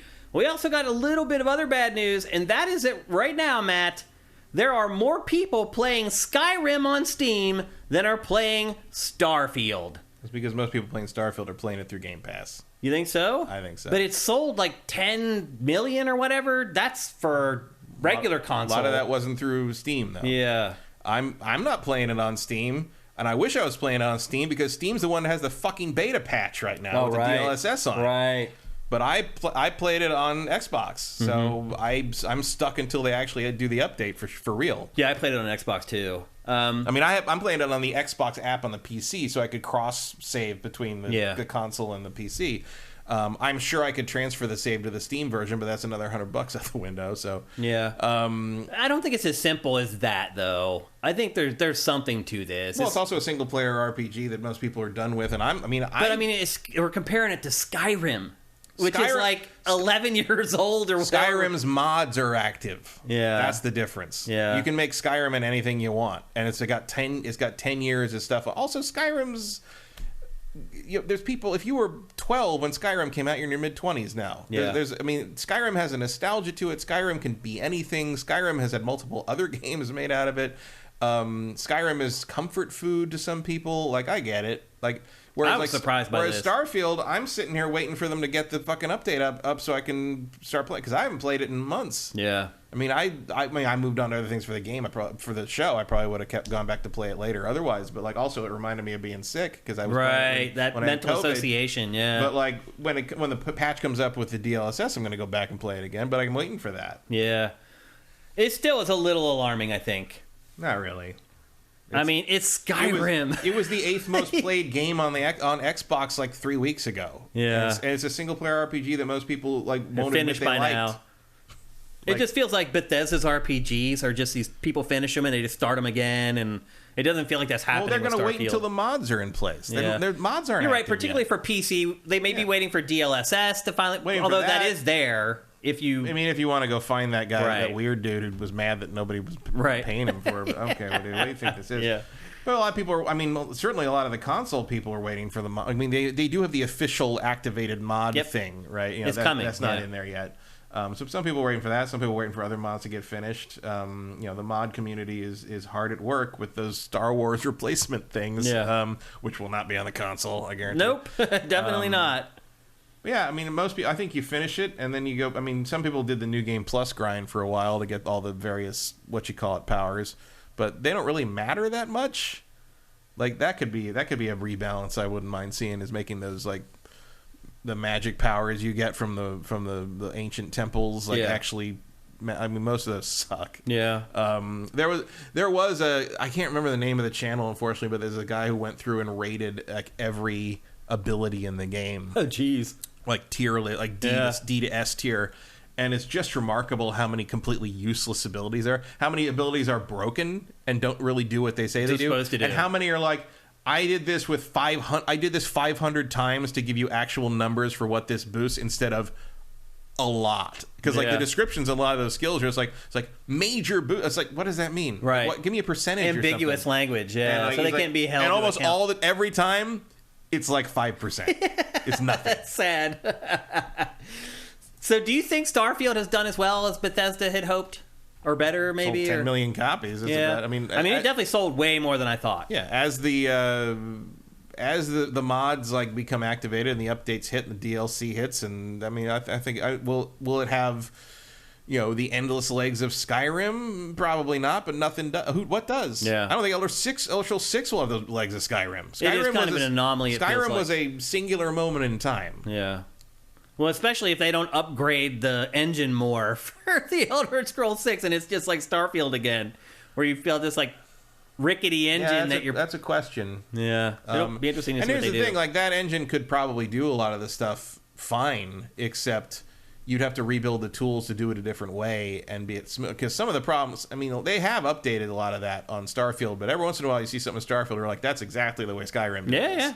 And it's like, I saw a lot of that. Why? Yeah. Because the tool even already after a decade. Because the tool already exists and you just use the tool. So it's a good question what they're going to do with Elder. I would think at this point you have to move on to something. Got to turn the page. More advanced for Elder Scrolls 6. Like, I hope so. Well, plus now they're underneath Microsoft's wing. They have all of that QA support now to help them test stuff. Like, no matter what. I mean, we already saw with Starfield how much cleaner that code was at launch compared to their other games. So it's going to help. We'll have to see how much. So there you go. Starfield, kind of struggling along a little bit, but I think you're right. It is a single-player game. Most people have finished it. A lot of people on PC are waiting for the DLSS stuff. This is not a game as a service. It doesn't matter if people are still playing it. Yep, they made their money. All right, that's going to do it for housekeeping. But before we head on to the bulk of the show, we're going to check in with you guys, because you guys are awesome, and you always make Matt and I think about things in different ways. Emperor Dread says, Todd said it was the most important RPG ever made. Hell no, it didn't hit their expectations. It wasn't even the best RPG that quarter. I mean, that's just marketing crap. Yeah, I mean, Todd's always going to say that stuff. They're going to make him say that stuff. What's he supposed to do? It's like, hey, we think it's pretty good. You got to hype it up. Yeah. I think there was grounds to claim that if it maybe approached some of the challenges a little differently in terms of how it presented itself. Mm-hmm. Like if it wasn't just a fast travel celebration, like it would be that's really what it was. A little more interesting in that regard. I mean, to me, the biggest shortcoming of Starfield, shouldn't name them both words that start with S. The biggest shortcoming of Starfield is that the space stuff doesn't really matter. Yeah. Like it's just a means to an end. Once you've been somewhere, it's just like everything else. It's no different than a Skyrim map. You just fast travel where you want to go. Because otherwise, why am I fucking sitting there watching the same unskippable ship flying by over and over again? Like I don't. Who wants to watch that? And I did that for a long time. I did too. But it's like that's funny. I did the same thing. Let's see what else you guys got in here. There's Emperor Dread says there's a lot of space between we're proud of this game and this is the most important one ever made. I agree. Yeah. But I would definitely like to know what he means by that. Yeah. Like, what did he think that was gonna do? Most important, why? What was this gonna change about how RPGs are made? Because I don't see anything in the game that would do that. Yeah. You know what I mean? I understand. I like it. I played it for 140 hours. I'm not saying I didn't like Starfield. I'm just saying I don't see anything in Starfield that, as an RPG person, makes me go, this has to change in all RPG. You know, I mean, I do understand when people say that about Baldur's Gate 3. I don't agree with them, and I don't think it's realistic. But I do understand why you'd play Baldur's Gate 3 and be like, this should change everything. It won't. Yeah. But I understand that claim. Also, Larian never said it would be the most important RPG of all time, but they do seem to have gotten closer to that than Starfield did. Faradol says it is the 7th for the Game Awards. Mm-hmm. Emperor Dread's asking how he activates the hide porn games feature on Steam. And Vincent says you could always hide your whole profile. You can, but then you can't interact with other users like you want to. What else we got here? You can't see all my Arkham City achievements. Cinetike says, Sifters, please don't judge me, but I have a second account for my quote-unquote special games. What else you guys got going on in here? Faradol says, my entire new games recommendation is porn games. I have no idea why.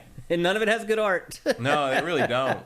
Like, that's on the Switch. That's like, all that art is just like, this is awful. Like, it's like third-tier deviant art shit. They're cashing in. Yep. MK Ness, thank you for subscribing at Tier 2. That is awesome, man. Thank you very much. Also, thank you for spamming my face emoji. Like, you look at some of those things on Steam and stuff, and you're like, do people know that porn is just there on the internet? But you can just, like, Google it? I don't know, Matt. It really does boggle the mind sometimes. Like, you don't need to pay $15 for some, like, some 22-year-olds, like, bad drawings of things. Like, but it's interactive, Matt. Caleb Faruqi says the distinction between Steam versus Game Pass numbers is worth the occasional disclaimer. Yeah, for sure. I mean, I think there's a huge disconnect between those two numbers, for sure. Yeah. I think it should be mentioned. Probably more so on something like Redfall. Yeah. But... for sure. Yeah. Mike's Q says, Skyrim is a fantasy genre and Starfield is sci-fi. They don't necessarily cross-pollinate. Yeah. Yeah, I'd say most people that were interested in one is probably interested in the other. Yeah, the majority, I would say. Anything else you guys got here? East Demon, I know you two disagree, but I think Baldur's Gate 3 really did blunt Starfield's impact. I would not disagree with that at all. No. I mean, we were talking about it like it was Game of the Year. I think maybe it would in the sense of like mindshare and zeitgeist, but it certainly didn't impact sales. Yeah. Baldur's Gate 3 didn't stop anybody from buying Starfield. No, not at all. So, Rigor Mortis UK says, I just feel like the equality of Starfield just doesn't cut it these days. Bethesda is so far behind. I mean, you remember our review. Yeah. I did say that it felt like it was an old game in some ways. Like, I'm not going to disagree with that. It feels like a big leap forward for Bethesda, but it doesn't feel like it caught up to where everyone else is. Yeah. And so I think they're going to have to do that with Elder Scrolls 6. In some ways. And again, I cannot emphasize how much more of Starfield's flaws I would gloss over and forgive if they'd nailed the space stuff. Mm-hmm. And I just don't feel like they did. No, I don't think it's just your feeling, Matt. Mm-hmm. They just flat out did not nail it. That's all. And I don't think there's any debate. And it doesn't have to be like that much, like it's not like No Man's Sky. It doesn't have to be that. Yeah. But No Man's Sky, like especially now that you've updated all these things, and especially with some of this year's updates, like you can fly around that area and you can see like big star battles happening, and you can like fly through these fleets that jump in and jump out, and like there's things like that happen in Starfield, but it feels like it happens in this tiny little space bubble, and it feels like there's no reason to even go look at it because it's just the same thing over and over. I agree. Yep. You don't need to like break the bank on it, but you got to give me a reason to be there. Yeah. Yep. I agree. All right, that's it for the housekeeping for episode 366. Again, I told you we had a bunch of stories from this week. It was a big week for news, but now it's time to get into the bulk of the show. But before we do that, let's hear a word from our important sponsor, LS Cream. LS Cream is a fine cream liqueur created by fellow gamer and sifter Stevens Charles. It's inspired by an ancestral recipe from Haiti called Cray Mass, and a double gold winner for its original taste at the New York Wine and Spirit International Competition. LS Cream can be enjoyed on the rocks or as a mixer for drinks with its rich blend of fresh cream and neutral grain spirits with notes of coconut, vanilla, cinnamon, and nutmeg. It's great in coffee or to make espresso martinis. To learn more, discover amazing drink recipes, or to track down your own bottle using a handy store locator, head to creamls.com/sifted. That's creamls.com/sifted. That's right, it's LS Cream, baby. Hashtag CrayMass. You guys are all over it in the chat, as usual. Holidays are coming. Thanksgiving's coming. You want to have a drink or two before you pass out on the couch after you eat Thanksgiving dinner? Head to creamls.com/sifted. Get yourself a bottle locally or find out how to buy a bottle online. Get a couple bottles. You're going to need one for Thanksgiving. You're going to need another for Christmas dinner because at this point, family dinners at the holidays are a little different than they used to be years ago, Matt. Yeah, and in a pinch, it makes for a good bludgeoning weapon. That's true. A solid bottle. When your drunk uncle who had that hidden bottle of vodka in his corner will go right through a MAGA hat, I promise. When your drunk uncle who keeps disappearing to go out to the car to drink vodka straight out of the bottle, you may need your LS Cream. So again, go to creamls.com/sifted. Try to use that URL if you can. And again, they have an awesome website there. You can learn how to make awesome drink recipes. And in fact, I don't know, maybe they might update their drink recipes for the holidays to give you something special to make for Thanksgiving or Christmas. Get on that, Steve. So anyway, thanks again to LS Cream for sponsoring GameFace. It's very important to us, and we appreciate them very much. And with that, it's time to get on with the show proper. We're going to start out by talking about a game that some of you may not care that much about, but we're not going to talk about it all that much. We're going to talk about Call of Duty Modern Warfare 3. Last week we talked about the campaign. The lowest rated Call of Duty at this point of all time. It is, yeah. Which has also, as I was told, has outsold all of Final Fantasy. Mm-hmm. Yeah, you No can't one stop it. cares. We They don't don't care. talk about a review-proof game. It is review-proof, absolutely. Call of Duty. And I would also say that it is not as bad as Ghosts. Ghosts still, to me, stands far and away as the worst Call of Duty ever. But for whatever reason, it does feel like there's a little bit of a piling on going on. I am a little unclear. Not that I've paid a huge amount of attention to it. I'm a little unclear as to why it's been dinged so hard. I think when part Ghosts of it really was bad. It was. Bad. Oh, yeah. Like, terrible. Like, I did not finish the campaign in Ghosts. Yeah. I got, like, 3/4 of the way through it, and I was like, F this. This is awful. Like, this is forgettable, but not terrible. But I think there's at least a little bit of this has something to do with Microsoft buying and now owning Call of Duty, and there might be some PlayStation fans who are a little salty about that. It feels a little more related to the fact that nobody feels like it's a full game. That could be. But I've never seen so many campaign and multiplayer people agree on a Call of Duty before. Well, look at the lower third there. It says Moneymaker. And the reason it says Moneymaker is because nobody buys this game for the campaign. Mm-hmm. Nobody buys it for the... It's so funny how people who don't play Call of Duty are freaking out about the campaign in this. What they're not getting is that nobody buys it for the campaign. The campaign is like the second layer of icing on top of the cake. I did. You buy it for the campaign. Well, I did. I haven't bought it in many, many years. Right. But there's a certain point where it just wasn't worth it anymore. Right. And to this point, and to your point, there is even less of you now because they've all learned the lesson. They're like, it's not worth $70 for a 5 to 8 hour campaign. It's not. I don't disagree with that at all. That's absolutely accurate. However, why people buy Call of Duty is for the other stuff. They buy it for the multiplayer. They buy it for the zombies. They buy it for Warzone, although Warzone is free technically. But even the people that buy, all the people that buy for that have been like, this doesn't feel like a full update. So we'll get into that. So that's what we're going to talk about today. We're going to talk about all the other modes in Modern Warfare 3. We're going to talk about multiplayer. We're going to talk about zombies. And we're going to talk about another mode called War that ended up being like surprisingly good and something that I found myself playing. So it is good for something. Yes. Yeah. Now, to people saying the multiplayer... You got it. People saying the multiplayer isn't a full game, I don't know where that's coming from. Because it brings in... I think people are just getting that feeling from the fact that all of the last game's weapons are in there when you first jump in. That's what I think it is. I think people are saying, oh, well, they're just rehashing all this content, but they are, but they're allowing you to bring your weapons and your unlocks from last year's game into this game, but there's still a ton of new guns. And in fact, one of the most annoying things to me about the multiplayer in Modern Warfare 3 is that the gun that is clear and away, far and away, the best gun in the game by like several magnitudes, and everybody who's good at this game is using the same gun, you don't unlock it until level 44. And so right now, you have all the people who, this is their life, and it really is sad, some of these people, that Call of Duty is their entire life.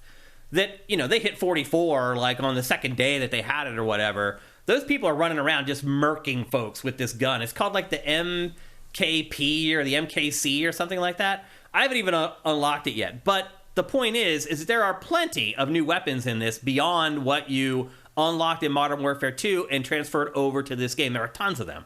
Whether you like them or not, I'll be honest with you, I've yet to find a new gun in this that I really like. So I have been leaning on the guns that I had unlocked in the prior game because I unlocked them all in the prior game. So I have a bigger selection from the prior game than I do from the new one.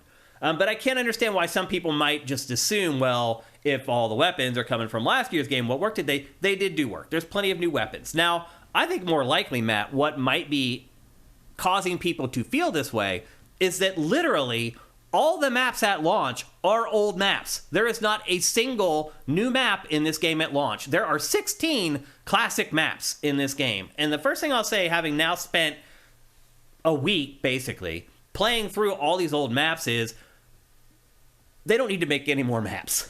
They really don't. Like, these maps, some of them are like 11, 12 years old. Most of them are. And they're better than the maps that they created for the new game last year. Because at a certain point, like, you reach the law of diminishing returns with designing maps for shooters. Like, once you have, like, a bunch of symmetrical ones, you have a couple asymmetrical ones you've managed to balance well, because that's hard to do, you're kind of set. Like, you got a weapon pro tip there from Erebus Jones. What is that? You can unlock weapons straight away using zombie. Pick the MCR as your starting weapon at zombies, then start a level, then extract. Ding, you've unlocked the weapon for MP. Oh, wow. Thank you very much. I should have picked up on that myself, actually, having played zombies, but I did not. Because the problem is that zombies is different this time. It is, you have to get out. So you finish missions, and you have to get and extract, and that's how you earn your stuff. I'll get the zombies. Let me stay on multiplayer for now. But thank you for the pro tip, Erebus Jones. I will try that when I get home. And I'm guessing you're using that same weapon that everybody else is using as well. So the maps are all old maps, but that's fine. They're great maps. Like, there's a reason they brought them back. It's because they're good and they're balanced and they're fun and there's more than one like choke point in each of the maps. So I can understand why veterans of Call of Duty may be playing this and they're like, man, I'm playing these maps from all these years ago and that's all there is. I get that, but they're good maps and they make for good matches. So I can understand why at first they may say, oh, it's just a bunch of recycled maps, but I struggle to believe that after they've played this game for a week that they're like still saying, oh, these old maps, because the maps are really good. And new maps are coming. They're going to be released as DLC, though I will admit there should have been at least a handful of new maps at the release. So I can understand in some respects why people are complaining. We got some Call of Duty Ghosts behind the scenes. What? From Shora F. Shora F. So for Ghosts, someone worked on it. Yeah. We were already 4 months into the year with Modern Warfare 3 DLC cycle. The entire studio sent a note and asked people who want to contribute to narrative come over. We all joined and pitched levels that might be cool. High Moon also had 4 cool missions in space created already, 2 properly done, no cohesive structure. That's why the entire game is so disjointed. That makes complete sense. It all makes complete sense. Don Lionheart, thank you for Twitch Prime, by the way. Sure, Infinity Ward did have their dog thing at the time. Oh, that's right. Yeah, that's right. With the dog thing. Yeah, that's right. I forgot about that. Another element of Call of Duty that disappeared. Yeah, they don't make you kill dogs anymore. My big complaint about this Call of Duty is that I feel like I'm still playing last year's game. Like, as far as the gameplay is concerned, it's pretty much identical. You still have all the same traversal mechanics. You still have the slide cancel. I will say this. The feeling of running in this, they managed to nail again. Like last year's game, I thought that they lost it. In this one, again, you can feel when you're running being propelled by each foot. I don't know how to explain it. If you have headphones on, it's even more convincing. But the propulsion in this feels like crazy realistic. And they had nailed it like a couple games ago. It went away for last year's game. They've brought it back for this. So I will say that, like the running and stuff like that does feel a little bit better than last year's game. But otherwise, it feels like you're playing the same game.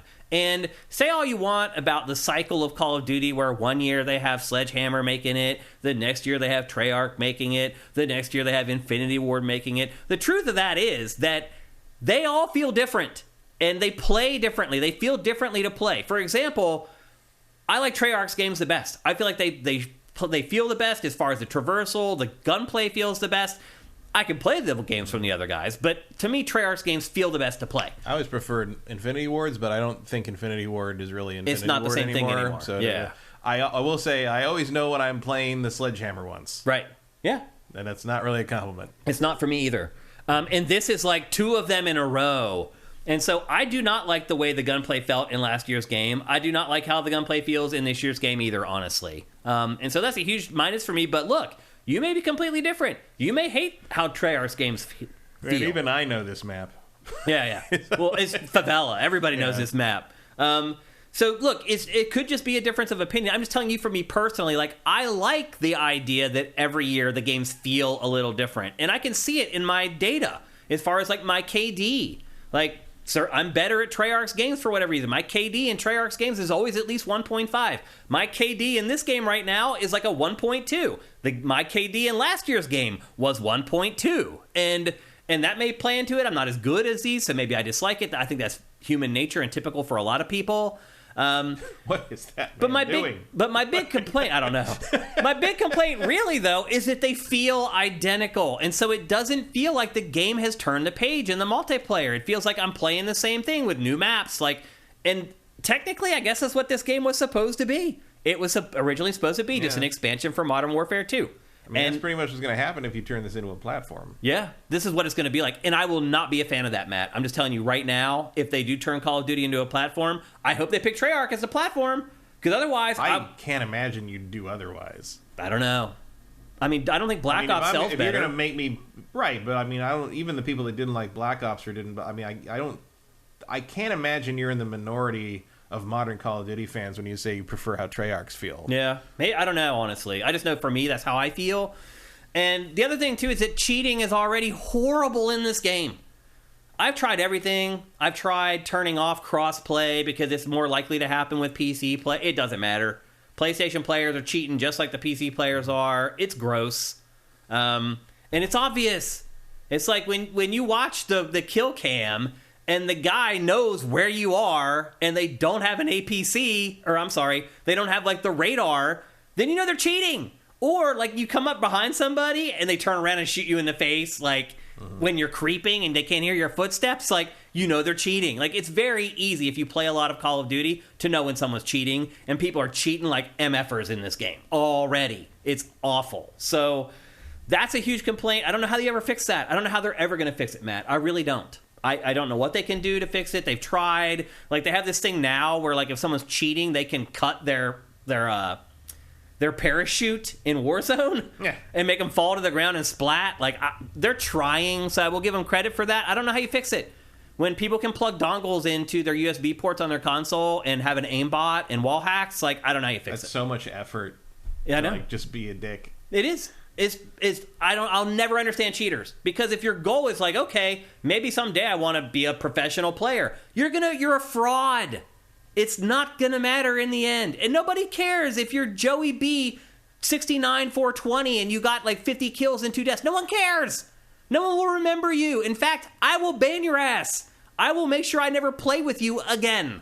I'll never understand cheating, Matt. Will never understand it. I don't know what people get out of it. It's pointless. I mean, to some degree, making people mad like that. I guess. Some people are dig that. Some people just like, I don't know, can't take the sting of failure. I don't know. The other thing I don't like about this is that there's, instead of a pick 10, it's a pick 5. You can only add 5 attachments to your gun. Now it changes things because it makes you think, well, do I want this? It lowers the recoil, or do I want to be able to hip fire fast? It makes you make choices, but you had to do that with the pick 10 system too. So I'm not sure I understand the idea behind why they've decided to do pick 5 after having pick 10 for like a decade and a half. I don't know why, but I'm not a fan of that either. So the bottom line really is I was not a huge fan of Modern Warfare 2's multiplayer. It was the least I had played a Call of Duty. Like I stopped playing Call of Duty back in February or March this year. Normally I play it all the way until the next one comes out. And so my thing is, I didn't like Modern Warfare 2's multiplayer, and this is basically identical to it. So I'm not going to like this either, unfortunately. It's just too similar. I do enjoy going back and playing through the maps. It has been a nostalgia trip, Matt, because it's like when I first start playing these maps again, I don't remember anything about them. And then as I start running around, I start remembering, oh yeah, this is where I used to sit, or this is the area that I would troll, and this is where I would put my claymores in case someone's trying to come up from behind me and shoot me from behind.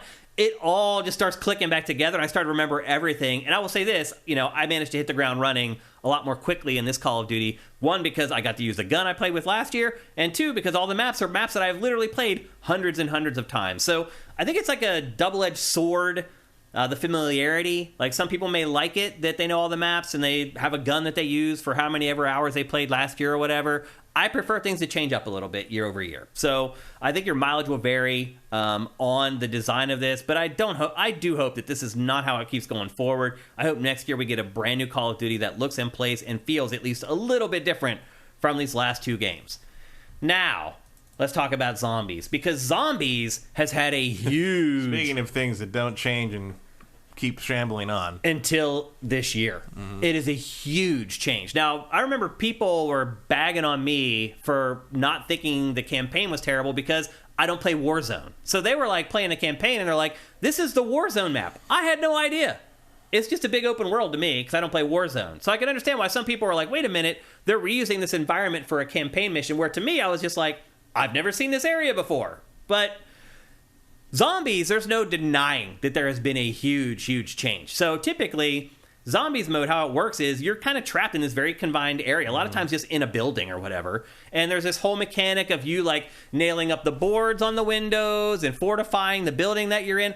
All of that is gone. Zombies is now 100% set in an open world. And I think some people may argue, I don't know personally because I don't play Warzone, some people may argue that this mode is also set in a Warzone map. I don't know. I believe it is. It probably is, but I don't know because I don't play Warzone. It's the DMZ map. Is it? I think, yeah. Okay. Well, again, like done up like it's Halloween, basically. I played Warzone enough last year to talk about it, basically, to know what it was like so we could talk, at least explain to people what it was. Yeah, I don't know what the DMZ map is. That's just the tweets I saw. Okay. Then it does maybe take place on one of the maps for Warzone. I don't really care because what matters to me is that the way that it plays is completely changed. So it is a big open world that you're plopped down in, and the first thing you need to do is you need to go to your TAC map, and you need to look for these aqua icons. Vincent says DMZ is the extraction shooter mode. Yeah, but that's Warzone. Yeah. That is Warzone. But anyway, this is in an open map, and you open up your TAC map, and you'll see these icons, these little aqua, like, walkie-talkie. And the first thing you need to do is ping it. So I think you tap up on the D-pad to ping it. And then it will show, and you can see here, it will show you a waypoint in the actual game world that you run to. And as you can see, I ran to this waypoint. Once you get there, look, it's this thing that I need to activate. And you activate it. Once you activate it, that basically initiates a horde mode around that area. Here come the sandworms. Yeah. And then you just basically, the crazy part though is that like, you don't even have to defend this point. Like at first I thought I did. I'm like, oh, I probably have to stay within like 100 yards of this thing or whatever and mow down. You don't. You can just run away. In fact, you can just go to one of the other waypoints on the map and activate that if you want to.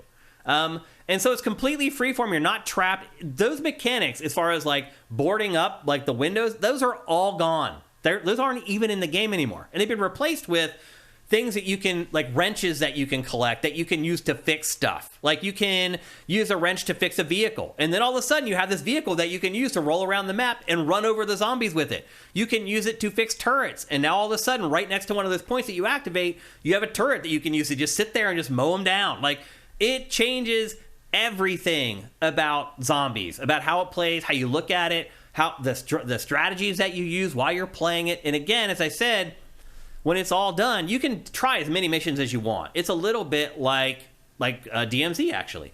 You can try to complete as many missions as you want before you extract, but if you die before you get extracted out, you lose all the stuff that you've collected. And that is a little frustrating, I will admit. There's a couple of times where I completed like 3 objectives, and then like my partners just left, and I died.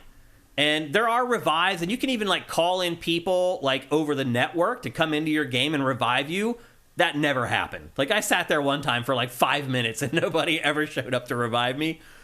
So there are just major tweaks to this mode. It makes it completely different from how it has been in the past. Now the question is it better? Because it's undoubtedly been changed, but have they improved it? I think that's a taste thing. Like I've never been a huge fan of the zombies mode. Have you? No. Like, I just found it to be too difficult, and, like, you just were dying constantly, and it relied too much on your teammates. I'll say this also relies a lot on teammates. Like, if you get trapped somewhere and your teammates just bail, you're dead. There's really nothing you can do to save yourself if you're inside. And so, it's completely changed how you play the game, but is it better? Like, I think that the old style of zombies was more frenetic. But it was also harder. So each session for me would last like 5 minutes, and then it's like, oh, now we gotta go back into the browser and match make with everybody again and get a good game and hope that you get good players playing with you. In this, it's not as dire. Like, in fact, there are times where like my partners just ran off and were like repairing vehicles or repairing turrets or whatever else while I was actually kind of following the missions, and then they just show up. Like, after they get their truck, they'd roll in with their truck, run over a couple zombies, and be like, hey, what's up? Like, it's just more freeform. And in that way, for me, I think I did find it to be a little more fun than the more traditional, like, you're trapped in the house, board up the windows, oh, they're coming in the back door, get to the back. That is a little more frenetic and frantic. There's no doubt about it. But I enjoyed the more strategic, more laid-back version that you get with this open-world zombies. So... And eventually they're throwing bosses at you, like real bosses, like monsters that are like 2 stories high, and you're fighting those cooperatively. Sometimes you can see here, they just send like high-powered agents in to get you. And I'll say this too, like some of that stuff happens. Oh yeah, I literally kick his ass. And I'll say that something too. Some of the emergent stuff in this game, in this mode, is a little too emergent. Like those dudes just showed up out of nowhere with shields, shot me once, and killed me. And then I look over, I'm like, oh, come and say it. And they shot the other guy one time and killed him. So I think there's some balancing that needs to be done in how they introduce enemies and things like that. Like sometimes you know what you're getting into. Sometimes you come up to a walkie-talkie, it'll tell you, like, hey, this is going to start a boss fight. And that's good because you know to prepare. But sometimes you start these, and next thing you know, you're just inundated with a bunch of high-level, like, humans, not zombies, that come into the map. And you're like, holy crap, I need to get out of here. And then there's just a lot more that you can do in this. Like, you can just climb to the top of a high building with a sniper rifle and just have fun sniping zombies all over the map. It feels a little more like zombie movies, I guess is a good way to put it. Like, where you can escape for a while and find a safe spot and snipe a few of them and then get back down on the ground and get in a vehicle. It just feels a little more realistic than the zombies mode that's been in the game prior. He says as a zombie throws fireballs at him. This is one of the bosses here. This is one of the bosses that I just triggered that you fight. And the crazy thing, if you watch this little clip here, he goes after my partner and leaves me alone. And I feel so bad for the guy. He just acts like I don't even exist. And he just starts terrorizing the other guy that I'm playing with.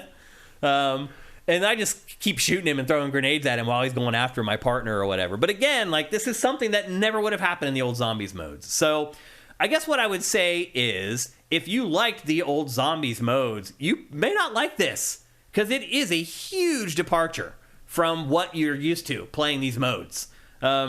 It's less strategic in some ways and more strategic in other ways. But I think what's most important and the biggest change really is that you can get a reprieve. Like, it's not just non-stop, like, gripping your controller as tight as possible because, oh, here comes the next wave, and I have 15 seconds to run around to these gumball machines and get all these power-ups and stuff. Like, that stuff is still part of the game. Like, like weapons, for example, like, eventually you can run out of weapons, and yet then you have to find one in the environment. Like, you can load out with just your fists sometimes because you start out, you have, like, 4 or 5 weapons, but you play a few rounds, and if you die, you lose those weapons. And there are designations, like, I can't remember what the word is. There's a term that they use that were basically like, you'll never lose that weapon even if you die. So there's certain weapons that you can integrate that way. And as you can see, like, a lot of the power-ups, they just appear out in the world. Like, after you kill a zombie, they'll drop a power-up. Like, you just saw right there. It was, like, basically insta-kill or whatever. Sometimes you get, like, crazy shields. This is what dropped when we killed the boss. Like, this crate, you got a weapon for killing the boss. So just, and again, there's chests everywhere where you can get new weapons and power-ups and things like that. It's just, it's completely different from the old zombies modes. And as someone who didn't like the old zombies modes, I enjoyed this a great bit. Now, aside from multiplayer and zombies, you also have the ground war, which is basically Call of Duty's take on Battlefield. So you have huge maps with vehicles, and basically either snipe or you get your ass kicked. Like, that's pretty much how it is. It's just like Battlefield, where you run for like 2 miles because all the vehicles are gone. You finally get into the action and some dude on top of a building snipes you in the head and kills you. And you have to go back and run all over again. Very much the same. However, there is another mode. I'm going to jump forward in the B-roll here so we can get to it, if I can find it. These are still zombies. You see there's flaming zombie dogs as well that eventually show up. There's another mode. This is still zombies, if I can get to it. Here we go. So there's another mode that's called War. And War, I guess the best way I could describe it is Call of Duty's attempt at Overwatch. But really what it is it's like a 3-part mission where one side attacks, the other side defends. And basically when it starts, you have like these nodes that you need to protect, and while they count down or whatever. And then in the middle, you get a tank, or either you're on the other side and you need to stop the tank. And basically the tank, very much like Overwatch, moves through the map, and if you're on the side with the tank, you need to move along with the tank and defend the tank while the other team tries to stop the tank.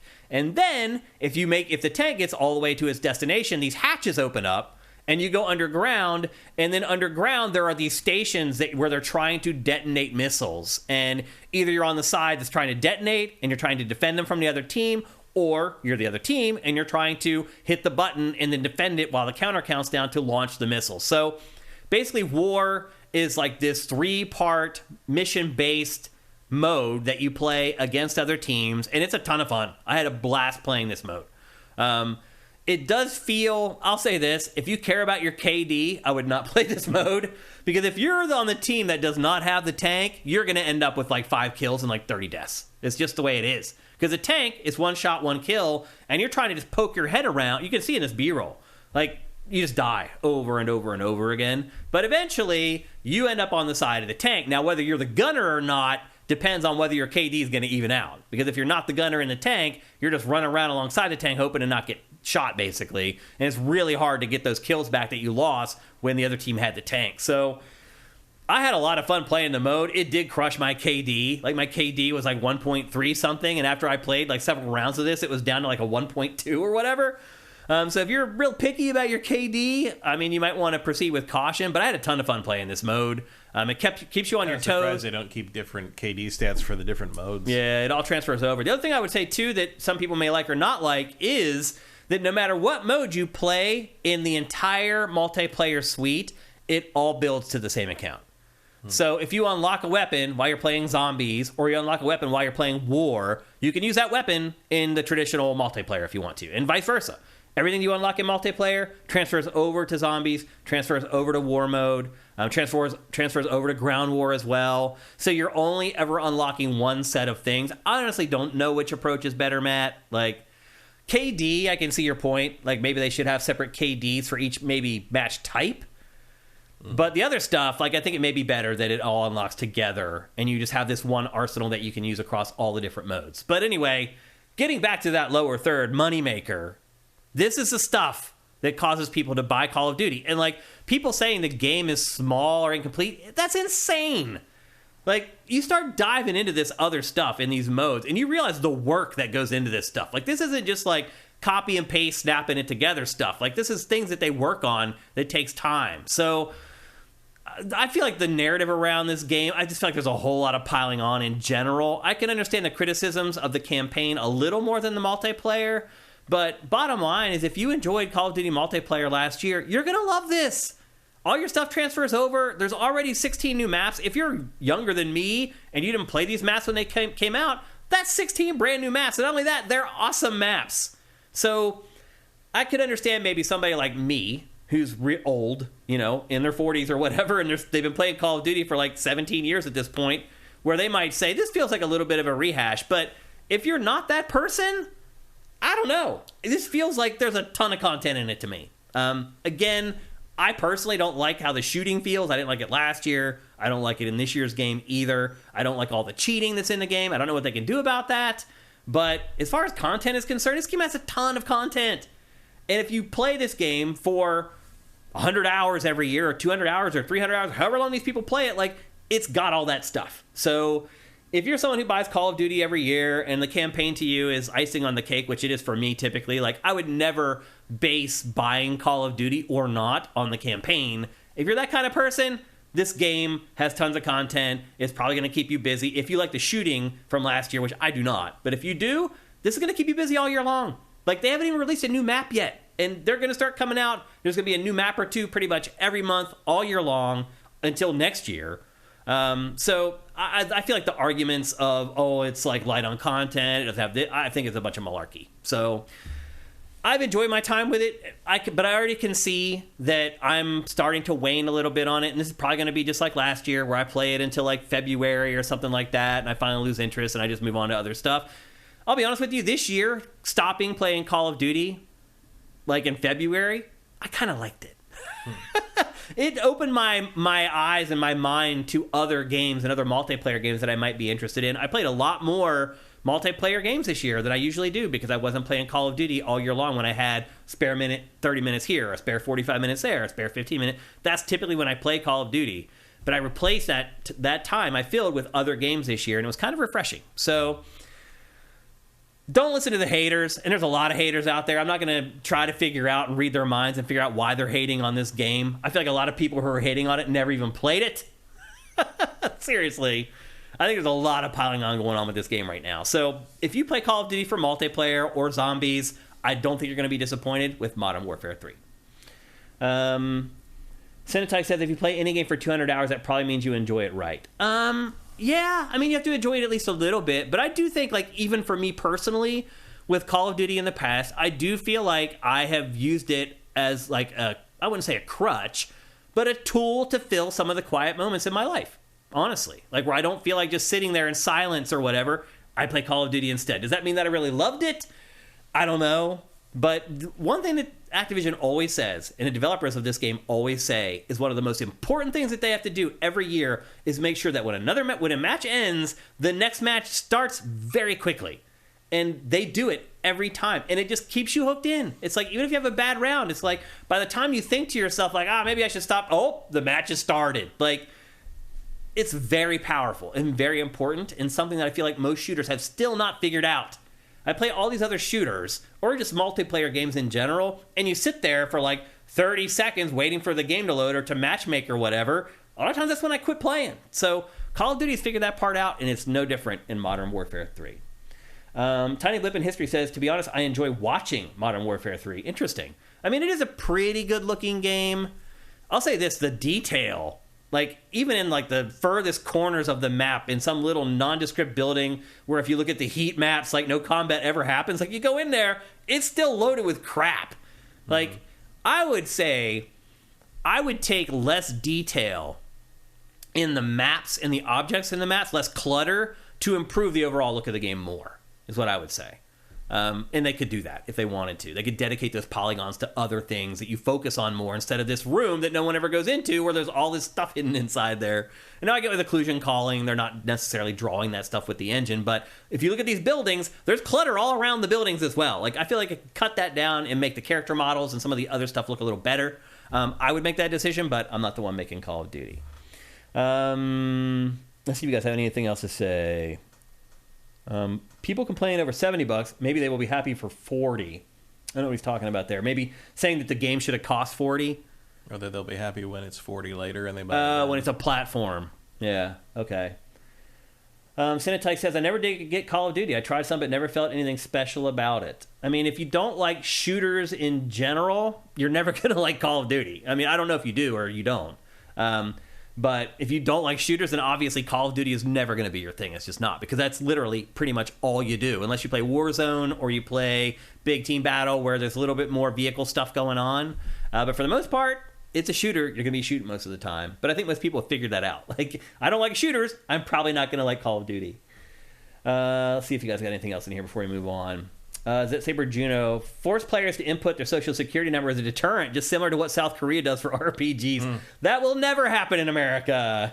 The Abrams says, is cheating like a huge black market industry now? It is, yeah. In fact, like, there were like ads all over the internet and social media for the cheat stuff for Modern Warfare 3 during the beta. There were people cheating during the beta. So yes, it has turned into a cottage industry of idiots. It's crazy.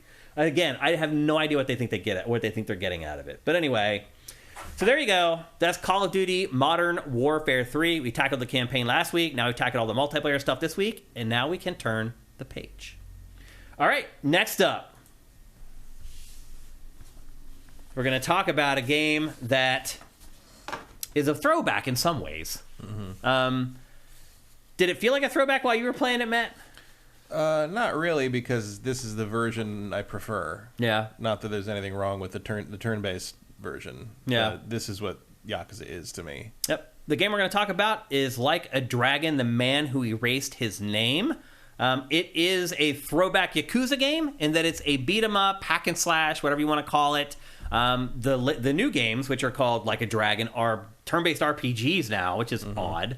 But at the same time, like, playing this game was a reminder to me why the combat doesn't really matter. Because it really is all about the characters and the story and the really long script and the really long it's just like Kiryu is an action-based beat-em-up, and the new guy is a turn-based RPG. Pretty much, yeah. I mean, this takes place at the same time as Yakuza 7, as Like a Dragon 7, whatever you want to call it. Well, it's set between Yakuza 6 and Like a Dragon, right?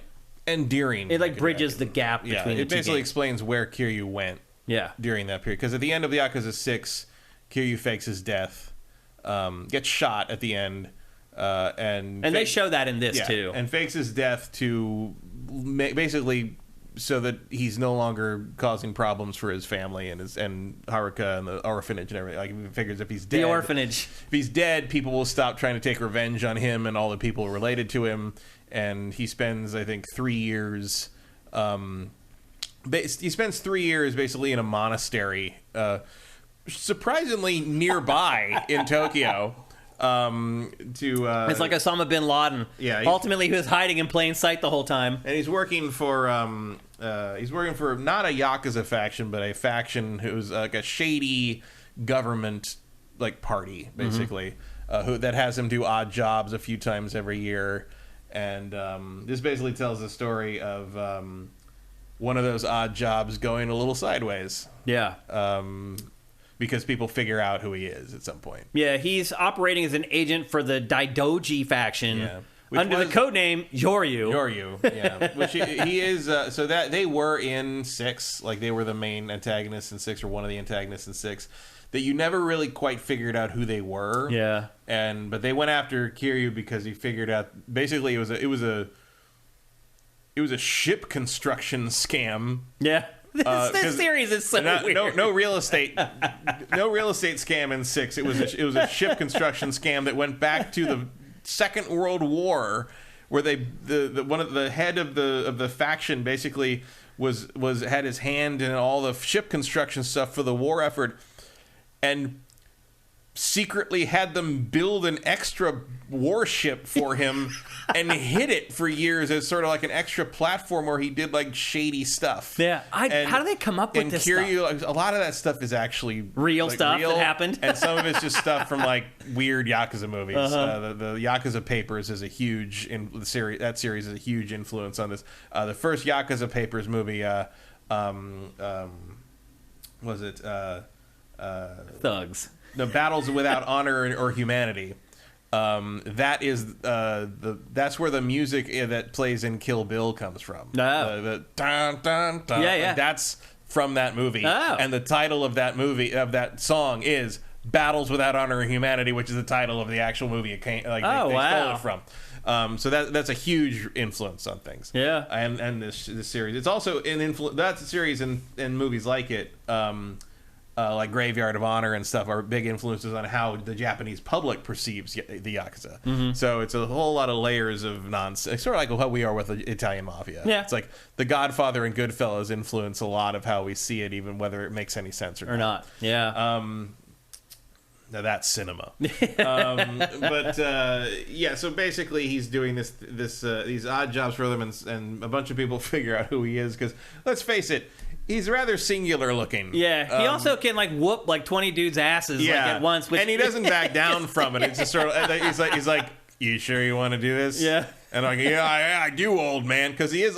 It's funny that old man in anime is basically, are you over 24? Right. Yeah. You're old man. You're old man. Yeah. But Kiryu's about 51 in this game. Is he 51? Yeah, he was born in 68. Okay. And this takes place in, I think, 2019. Yeah, it does. And he's 51 here. Wow. And he's still an ass kicker. Which is why after a lot of still scooping up the ladies after the club lets out.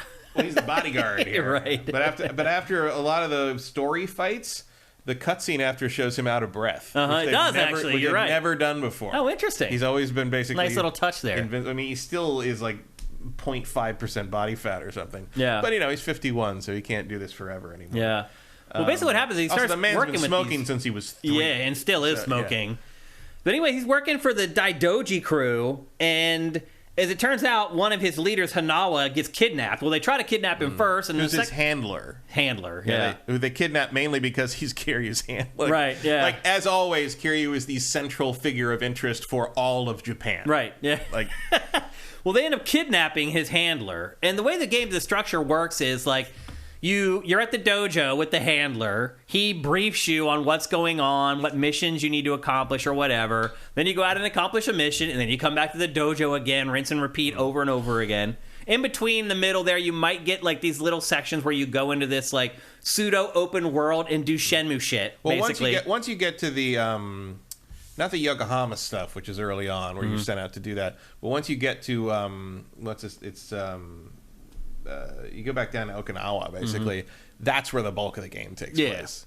It's just the epilogue that takes place in Yeah, the prologue is sort of in a dockside thing, and then you go to Yokohama for a while, which I think is a reused area from another one of the games. It's not like they built it just for this. Yeah. Although it does look very good. Like for the Yakuza games, it looks real good. Like I was a little shocked at how nice some of the night scenes look because they stuck with the PS4 versions of things for so long that it's almost shocking to see. And this is also on PS4, but it's a little shocking at times to see how nice everything looks. Oh, you can see the pores on their skin and all that kind of stuff. The character models have always been ahead of the game, but the environments, I think, have finally turned the corner with this and the Judgment games. Yep. But he's kidnapped, and then the game just spirals from there.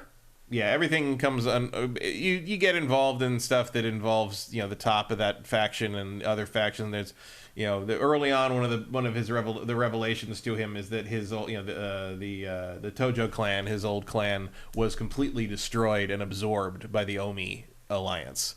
And they're the ones who are kind of fucking with him early on. But then it turns out they're doing that because they want him on their side for this other thing they're dealing with. And it's just like, could any of you people just send a fucking note? Well, also, once everyone has to fight him before they can earn his respect. He's just like, no, you could just ask me. It's cool.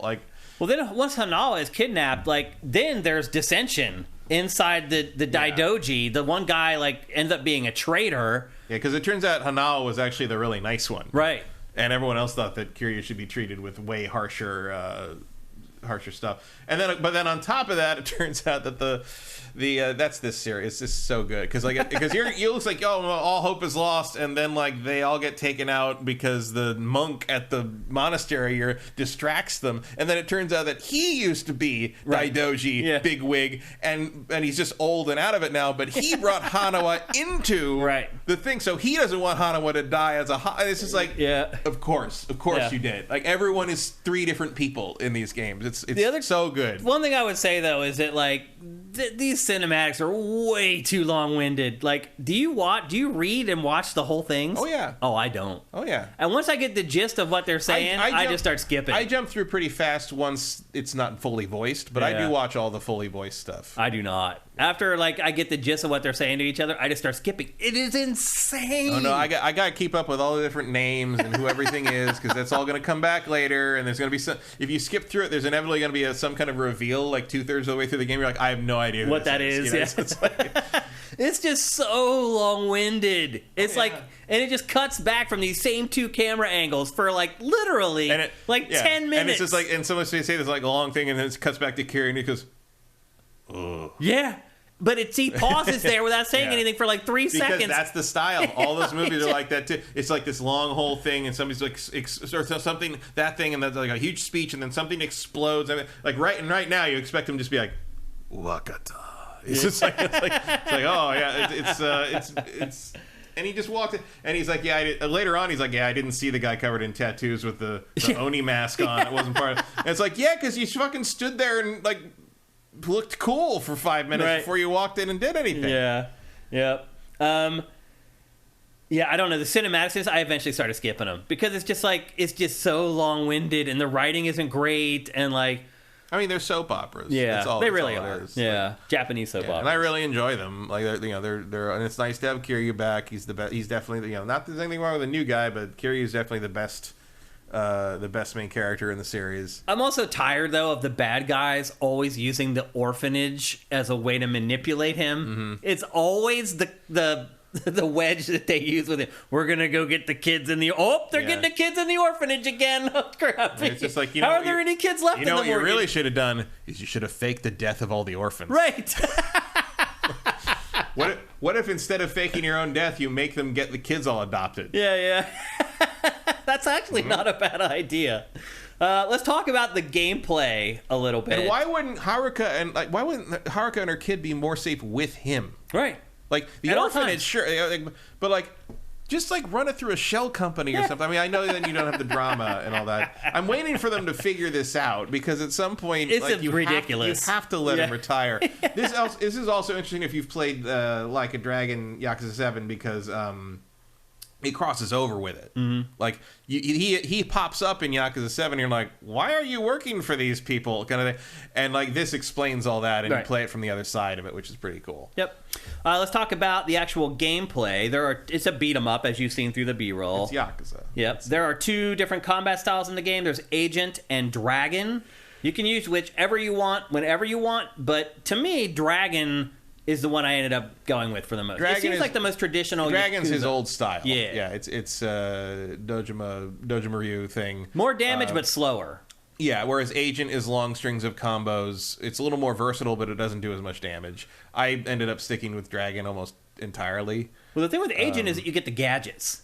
Yeah, the gadgets are nice. The little like Spidey rope is cool. Yeah, there's like a Spider-Man rope that you get that you can like wrap around people and then fling them like 100 yards. And make them drop weapons and stuff. It's pretty, you can only use it in specific moments, but like it's good. It's a good move. Yeah, there's a spider. There's a hornet that you get where someone's like a drone that assists you. There's a firefly, which is basically a cigarette bomb. But what I found is that I end up blowing myself up most of the time using that. And then I haven't got the 4th one yet, which is called the Serpent. Have you got that yet? No. Okay. So I don't know. I will say that this game is much shorter than your average Yakuza game. It's a little bite-sized. Yeah. Well, you can see it in the pacing of like getting the gadgets and things like that. Yeah, it's still probably like 50 hours if you do everything, but like the other ones are 150 hours if you do everything. So it's a very manageable bite-sized chunk compared to some of the. It is a Gaiden. It's a side story. Yeah, yeah. And then the Dragon style, as we said, is a little more typical Yakuza. It's slower but more powerful. It also has like wrestling moves like headbutts and drop kicks. Yeah, it's dirtier. You can do this stuff where you grab items off the floor and smash people with them more readily. You have to kind of set that up a little more with the Agent style. And then there's heat attacks. Heat attacks, the classic. Just you spend your heat meter to do a horrible thing that would definitely kill someone, but somehow doesn't. Yeah, like see, that's the one thing I really have a problem with in this series in general. The enemies just have too many hit points. It's like you have to beat the living tar out of them before they're done. Like usually it not takes a problem forever. with like guys in the street, but some of the boss battles in this. Oh, jeez. Well, also like, chipping. Some of the boss battles in this, like especially early on, are like they're not fucking around. Yeah, they're like, hard. Some of them are hard. Like, I had to fight some of them multiple times in the beginning. Know what you're doing. And some of them I beat them. I felt like I got lucky to beat them ultimately. Well, one guy like has like multiple forms in the last form. Like one of his attacks, like you're supposed to dodge it and do the counter on him. The dodge is weird. It's like R1 in A or R1 in X. You have to be locked on to dodge. Yeah, which has been true of all. Yeah, that's just how it is. It's just a weird command to have to hit the two buttons. And the way they describe it is R1 plus X, which makes it sound like you press them both at the same time. But not, you hold R1 to lock and then on, tap and then X. you can dodge. Yeah, and they don't explain that very well. It really assumes you know. You play. Yeah. I mean, you're what is this, the 14th game or something? Like it's probably. Although this is a pretty good entry point, I feel like, to the series. It is. Like, I mean, there's a lot of context missing for who Kiryu is, but you can pick up who he is pretty fast. There's a lot of stuff. All you need to really know is that he faked his death and is a complete badass, and that's about it. Yeah, like, that's really all, before you play. That's all you need to know. But the Dragon style, I had more fun with it because, I don't know, the gadgets, like some of them felt like they worked a little janky. Like I just didn't feel like I was in total control of them. I felt like with the Dragon style, I was always in command. I found the Agent stuff was more useful with random mooks. Yeah. And the Dragon stuff is what I used for bosses and stuff that was tougher. Yep.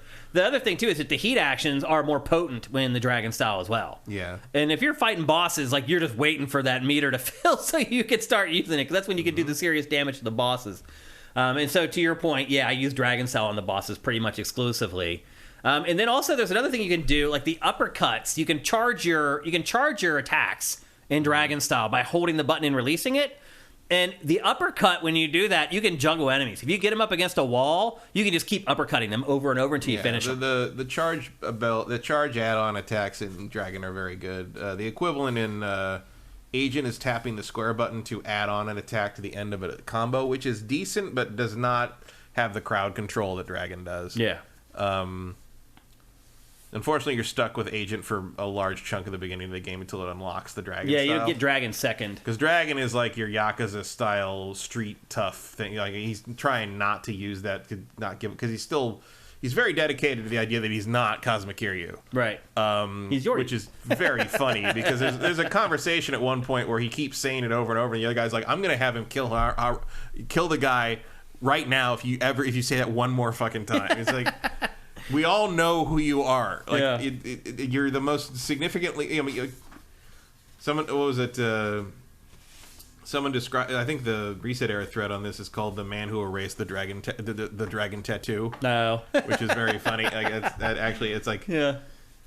And as you can see here, you can use the Spider-Man line to grab stuff up top, which is great because he's like solving this typical thing where he's like, you're mixing between a soap opera where you're doing like Yakuza shit and just solving random passerbys problems. Because it's Shenmue. I mean, this is the Shenmue stuff, basically. I mean, Kiryu is also one of the compelling things about him is he's a giant, like, no nonsense badass, but he's also like a giant softie. He is, like, he doesn't want anyone to be unhappy. He wants to help out everywhere he can, and every time he does it, he teaches some kind of lesson in how traditional Japanese values or how everyone should live their lives. Yeah. Like, it's a weirdly conservative franchise in that regard. Yeah. There's a traditionalist element to it, which is also just kind of generally true of Yakuza stuff in general. But look, if you want Shenmue, here's Shenmue. Like, don't play the actual Shenmue games anymore. Shenmue evolved, and I know they kind of deny that connection. It's obvious, but it's definitely what. Oh, it's got all this random stuff on the street. There's tons of mini games to play. There's all these shops that you go into and buy stuff. There's arcades you go in. You can actually play the arcade games. Like, it is Shenmue. It's not as obsessed with like weird little shit like being able to pick things up and look at them and stuff, but it is definitely the playable evolution. It cut out all the nonsense from Shenmue. Yeah. So you get that stuff here as well. Not some of it, not narratively, not all but of it. Gameplay-wise, yes, it's a streamlined version of Shenmue with a story 4 times as dramatic. Yep, and this game is $50, and there's no physical version of this. No. It's digital only. So this is a second game for the first time, I think. Yeah, this is the second game in as many weeks that we've talked about on GameFace where there's no physical version of the game. Now, my guess is there's going to be there probably will be like a limited run version of it at some point. Have they done that with Sega before, though? I don't remember. I don't think that they have. This is the first. Actually, I don't think was there a physical version of Ishin in the West? I don't think so. Oh, that doesn't seem right. No, I don't know 100% though. Because I generally do get the physical versions of all these games, and I don't think I have one for Ishin. Okay, and that you're not gonna have one for this either. Probably means it doesn't exist. Yeah.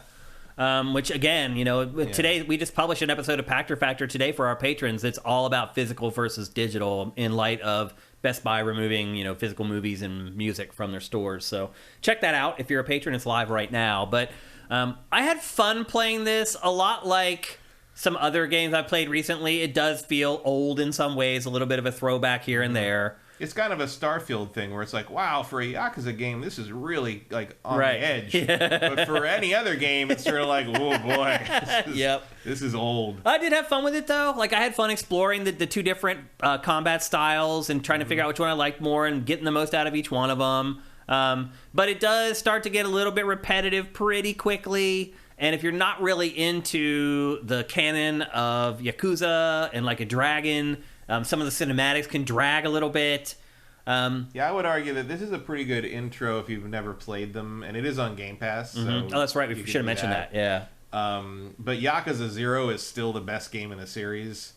And to start, particularly. And it's the very beginning of the series, conveniently. So on one hand, you could start with that and get the best game in the series. The only downside being, if you really like it, everything else is downhill from there. Yeah. So this is not a bad one. I mean, I don't remember what else is on Game Pass right now in terms of this series, but this is not a bad intro. It does it does show you what the whole thing is about. But if you've never played Yakuza, I would start with 0 because it is literally the start of the story. And it is the best one. Still. Yeah, which is kind of crazy to think about. Because that actually wasn't the first game they made, though, right? No, they made that much later. 0. It was the first next gen game they made at the time with their new engine, which then they did Kiwami 1 and 2, which were remakes of 1 and 2. But it's you switch between playing him and Mishima, who are the two best characters in the series. Yeah. So like there's no downside no matter what you're doing. I would struggle to tell someone to buy this for $50 though. I did. But I'm a giant Yakuza fan. Yeah. Like, it's not a question for me. For average players, though, I would say $40, $30, I would recommend to buy this at. Yeah, which it will be soon. Pretty quickly. This series goes on deep discount pretty frequently. Yeah. But it's a lot of fun. It just has this series just has a certain charm to it. It does. It's unique. I will say, I was thinking about this during this, and I was like, if we weren't doing the show anymore, and I could just play whatever I wanted, the first thing I would do is go back through all the Yakuza games. Really? I would go back to 0 and play everything in order. To sort of see how it all unfolds together. Yeah. Because it's been so long since I played those other ones, and like they all take so goddamn long, and I don't even remember what happened in 4 and 5. Really. Right. Like, yeah. Because 4 and 5 are not great. Well, the other thing too is that again, the cinematics in this are so long. Yeah. Like it's so much for your brain to try to remember. Well, that also became more of a thing as they became, as they moved into the PS4 era more. Mm-hmm. Because before that, you'd get like maybe 5, 6, 7 fully voiced cutscenes at major intervals in these games, and everything else was just text. And you can burn through that text as fast as or slow as you want. Yeah. Whereas Yakuza 3, I remember Yakuza 3 has something like a half-hour scene in the middle of the game, which is literally just people sitting in the little like tea room in the orphanage talking about real estate scams that go back like 30 years. And it's the complete crux of the game. Like it's the core of the game story. Yeah.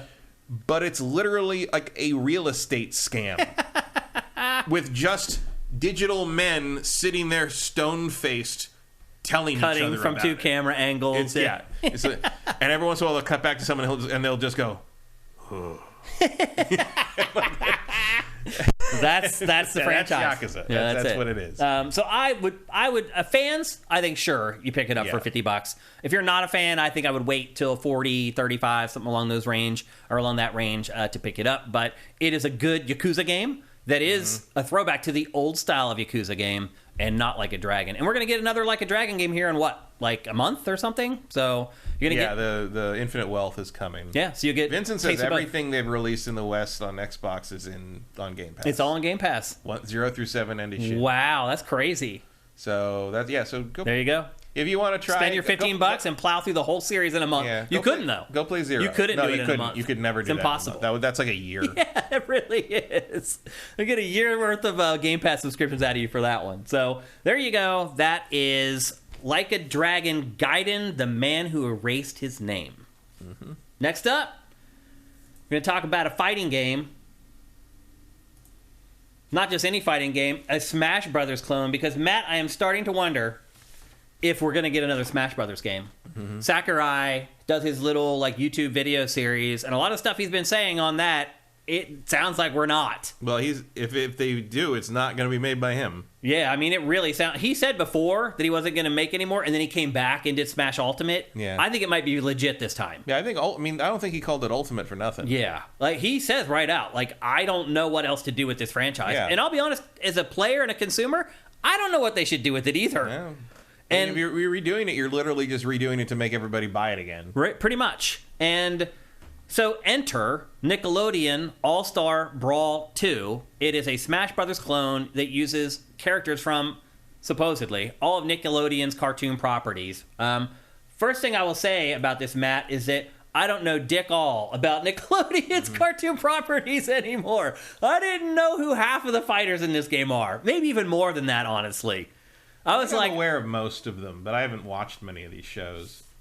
Obviously, I know SpongeBob, I know Avatar, I know Ninja Turtles.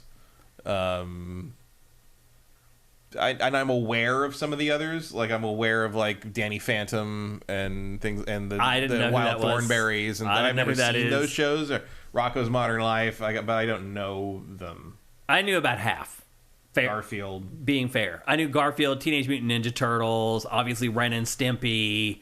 That's pretty much it. Mm-hmm. I knew SpongeBob and a couple characters from SpongeBob, but that's pretty much it. Do you know Avatar? I mean, yeah. I know him from seeing him in posters and things like that, but I've never watched the show. That's a great show. I've heard it is. Yeah, I have never watched it, though. But there are 20 characters in the game at launch. And each one of them has their own stage, so do the math. There's 20 stages in the game. Some stages transform mid-fight, And like there's one that like keeps dropping as you keep fighting and changing as you fight. Some of them are static. I would say probably a third of the stages are actually good. The rest I either found annoying. Here's the thing for me with Smash Brothers type games, Matt. I end up killing myself more than the people killing me. I fly off the stage all the time. And another problem that I have with these games is following my fighter. So like somebody lands a big hit and like 3 different characters go flying. I can never tell which one's mine. And I just totally lose, like, my character. That happens to me in Smash Brothers, too. I can never follow my character because they're so small. There's effects on them when they fly off. There's, like, smoke around them or whatever. I'm like, where in the hell did my character go? Next thing I know, he's fallen down in the bottomless pit, and I'm like, respawning. Like, this does follow the rules of Smash Brothers. Like, instead of, like, having one health meter that you whittle down, and when the health meter's at 0, you lose. This one is all about percentages. As you take damage, your percentage goes up. The higher your percentage, the higher the chance is, if you get hit, that your character is going to fly completely off of the stage. And that's how you lose in this. You fly off the stage. Depending on the mode, you have X amount of lives, basically. Once you run out of lives, you're out of the match, and the people who still have lives continue on. It's exactly like Smash Brothers. Again, like Smash Brothers, platforming is a part of this. Another thing that drives me crazy about these games, they never let you assign the buttons the way you want them. Every game I play, I want the jump button to be X or A. That's just the way it is. It should be the bottom button. That's the way I've been trained to play video games my whole life. It's like, if you want to make it triangle or Y, that's cool, but let me change it to X or A if I want to. This game does not let you set up the control configurations how you want it to. I mean, the first one didn't ship with voice acting. This doesn't have much of it, Matt. Like, it has very little. It does have Powdered Toast Man from Ren and Stimpy. Like, I don't know if it's the real guy, but it does sound like him. That's probably just archive Maybe. sound. But he does deliver a few lines. But generally, there's hardly any voice acting in this at all. It's very weird. And again, just like the last game, my biggest complaint about this is it doesn't make enough use of the IP. Like, I'm a huge Ren and Stimpy fan. I literally have every episode from the first 2 seasons of Ren and Stimpy memorized. I can sit here and word for word go through every episode of the first 2 seasons. That's how much I know and I love Ren and Stimpy. When I'm playing as Ren and Stimpy in this, I can't even tell I'm playing as them. One, they're so small, and they're like one of those 2 characters in one deals, kind of like the Ice Climbers in Smash Brothers. So that makes each one of them even smaller. So you can't hardly see them, and then like you can't see their animations. Like, I'm like, where's the flying butt pliers? Like, there's literally an episode of Ren and Stimpy where they're wrestlers, and they do fighting moves for the whole frickin' episode. And, like, where are all those moves? Like, so, yeah, I feel like they've dropped the ball. I don't know a lot of these properties very well, but the ones that I do know, I feel like they do them a disservice. Well, you do have to remember that reference is a quarter century old. It is. I know. And they're making these for kids that watch it now. But I don't think the new Ren and Stimpy, I don't think they're making new Ren and Stimpy cartoons. There have been Ren and Stimpy things, yeah. They were bad. Like, yeah. The more recent ones were bad, and the art was all weird, and they weren't as weird and, like, LSD'd out like the original ones were. I got news for you about modern animation. Yeah. For kids. It's kind of crappy. Yeah. And it's neutered. The main mode that I played in this, other than playing multiplayer, is a campaign mode. When you start out, you're playing as SpongeBob. He's trying to rescue Patrick, the starfish. He gets sucked into this vortex that Vlad Plasmius has set up. And ultimately, the final boss at the end of the campaign mode is Vlad. How it works is, as you play through it, you complete different levels by fighting against mind-controlled enemies, whacking bots, etc. And then you go back to that area that you saw before, which is like a hub. And in the hub, you can buy like buffs for your character. You can buy cosmetics and all this stuff, goofy stuff. And then every once in a while, there's like cinematics. But the cinematics are like what you expect from like an indie RPG, where they're just like the 2 talking heads with text. Again, very little voice acting in this, just like the prior game. But you fight the campaign. Each section of the campaign is split into several stages, and then there's a boss fight at the end of each stage. And again, in between, you purchase and equip buffs for your character that help you in the actual combat. As far as multiplayer is concerned, and I'll be honest with you, the campaign got annoying. It ended up becoming one of these things where you kind of end up playing through the same stages over and over again with different characters, and then there'll be a different boss fight at the end. So I found that it got really repetitive very quickly. As far as multiplayer is concerned, there's 4-player local play. You got to have that for a Smash Brothers clone. And there's online play. I'll just be honest with you. trying to get games online. This game just came out. There's already nobody playing it. I tried to play like non-ranked. I ended up fighting the same guy 3 times in a row. That's crazy, dude. The same dude 3 times in a row. Once I moved to ranked, I guess a lot of the people who wanted this game are not allowed to be online yet. That could be. Yep. Once I started playing ranked, I actually got to fight multiple different people. But in non-ranked, I literally fought the same guy 3 times in a row. The netcode, though, is great. Like, it's way better than Smash Brothers. Like, they have rollback netcode in this. I never saw a hitch, a stutter, anything. All my online matches... I guess that guy had a good connection. Maybe, yeah. Exactly. All my online matches were lag-free, which is a big deal for games like this because that's something Nintendo has failed to accomplish with Smash Brothers after all this frickin' time. Again, don't forget... So the online matches run better than the load screens? Yes. Because those load screens are rough. Yeah. Look at that. Yeah, it does. It like stutters. Well, that's when it's like loading stuff up or whatever. But once you actually start fighting, there's Powder Toast Man. And once you do start fighting, though, the netcode is really good. Again, don't forget, it's rollback netcode that makes a big, big difference. And aside from online multiplayer, there's also like a little mini game mode with 2 mini games that are terrible that you can play. There's also a single player like ladder mode, like an arcade mode that you can play through. And then there's also a boss rush mode. Now let's talk about how it plays a little bit. Every character can walk, they can dash, they can perform light attacks, heavy attacks, and special attacks. But then on character-by-character basis, you have more specific attacks, obviously. There's also double jump. Every character can double jump. They all can block. They all can grab and throw. The grabs in this game seem way OP. Like, I think there's even a clip here, actually, where the guy from Avatar suplexes me when I have, like, 50% damage, and it kills me instantly. So that's something to me that they're going to have to go back and start tweaking is some of the damage output for some of the moves. Even, I felt like everybody's throw moves were, like, too much, honestly. You saw in that last match there were those 2 dragons that come up. So it's not all the stages, but some of the stages are interactive. Like those 2 dragon heads come up, and you can use them, you can jump on them, but eventually they start breathing fire, and it becomes a hazard that you have to navigate while you're trying to fight at the same time. Again, there's like a handful of maps that are like that. Most of them are just like this, just like a static arena where nothing really happens. There's another one where there's like roller coaster cars that roll through the map. How do you like maps like that, Matt, where there's constantly stuff like flying through the map? Like, for a game like this, I don't mind. Like the F-Zero map in Smash Brothers is like that. I don't take these games very seriously, so I don't care. Yeah. More kinetic, the better. I think, I know that it's the standard thing to eliminate luck. It's like playing like Final Destination only no items is like the fastest way to suck all the joy out of these games to me. Like, I want the randomness. I want the weird crazy shit. I don't care who wins. Like, This game has that. I think they do a good job of creating chaos, for sure. Particularly when there's 4 people fighting at once. But again, I really struggled to follow my character in those fights because there's just so much going on. It's like I can't keep track of where my character ends up a lot of times. So you have those things that everybody does. You can't, as I said, you can't change the controls and set them up how you want to.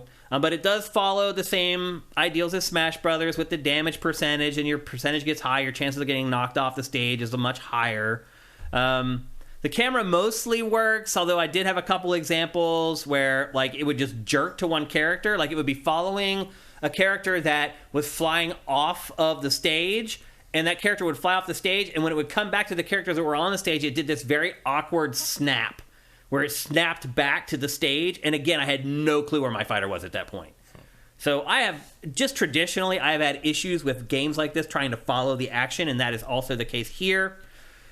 The characters, if you actually can see them, they do have solid animation. Like Ren and Stimpy, the stuff that they do is pretty crazy. Like as far as them interacting with each other and doing their attacks, like teaming up and stuff. But they're so small, it's almost impossible to see what they're doing. And again, when you have like the fire effects and the smoke effects around everything, a lot of times it's just hard to see what's actually happening.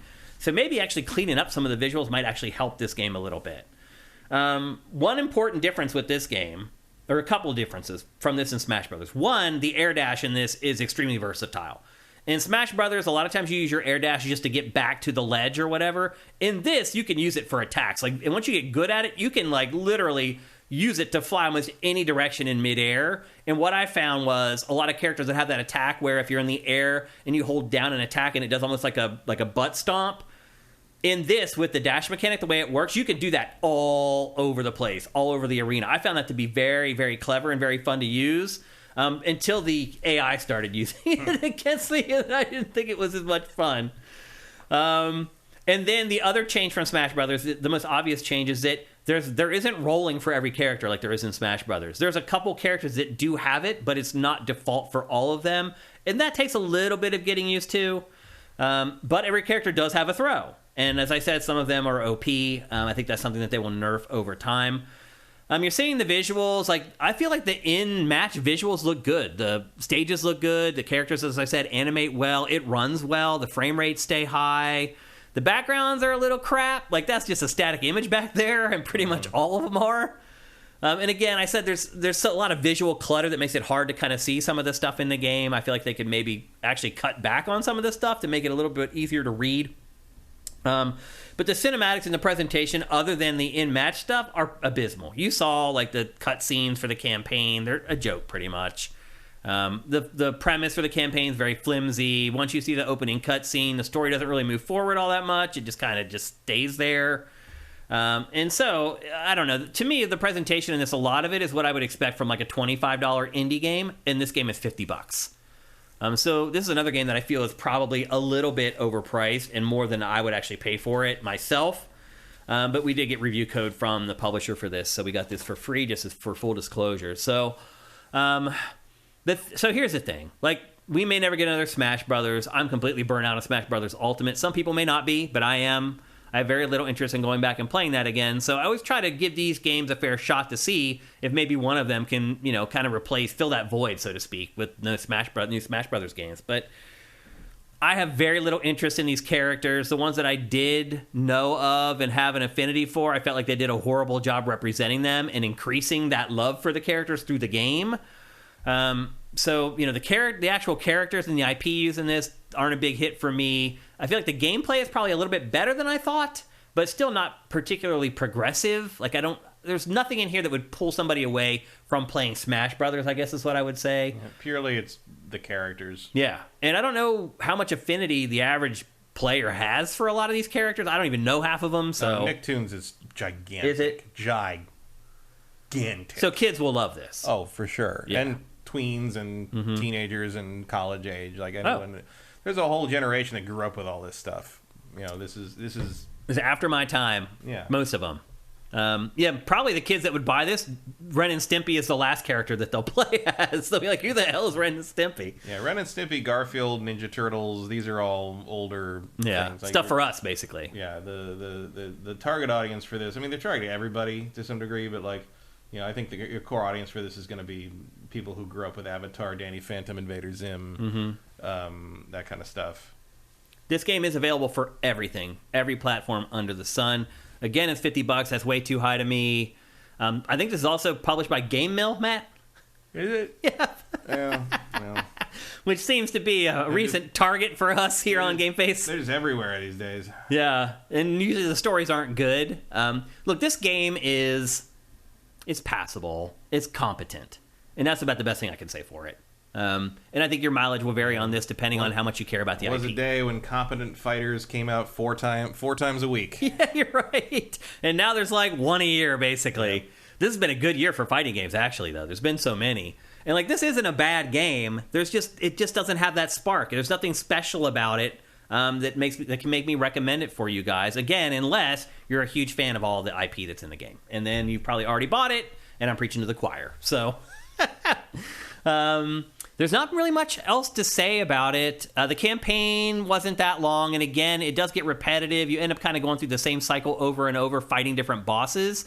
But then you can just go to the boss rush mode and fight the bosses there if you want to. You don't have to go through the whole pain in the ass of the campaign to get to them. So, and the extra modes aren't great. Like, the mini games are a joke, and I don't know. Like, obviously, if you get into this, it's a fighting game. It will have a ton of staying power, and it will be a great value to me. As someone who did not care that much about the IP in this, I waned pretty quickly. So, there you go. That's Nickelodeon All-Star Brawl 2. It's $50. It's available for everything. Before we move on, let's take a look in chat and see if you guys have any questions. Iviz, thank you for Twitch Prime. That's awesome. I'm sorry, that's iViz. Vincent says apparently the Switch version is bad. Okay, thanks for letting us know about that, because I'll be honest with you, I have a feeling that might be the platform that sells the most copies of this game. Clay UK Garage 1988. 88 Acid Revival. He says 35 here, and while I liked Nickelodeon a lot in terms of live action shows, but for cartoons I preferred Cartoon Network. Okay. And Barry Lomax says I agree. Anything else you guys got in here? He says he would immediately be OP. He's boss. Gary the Snail. I don't think Gary the Snail is in this. Is he from SpongeBob? He's SpongeBob's pet, yeah. No. The Starfish is. Yeah, but Gary is just basically like his cat. Oh, okay.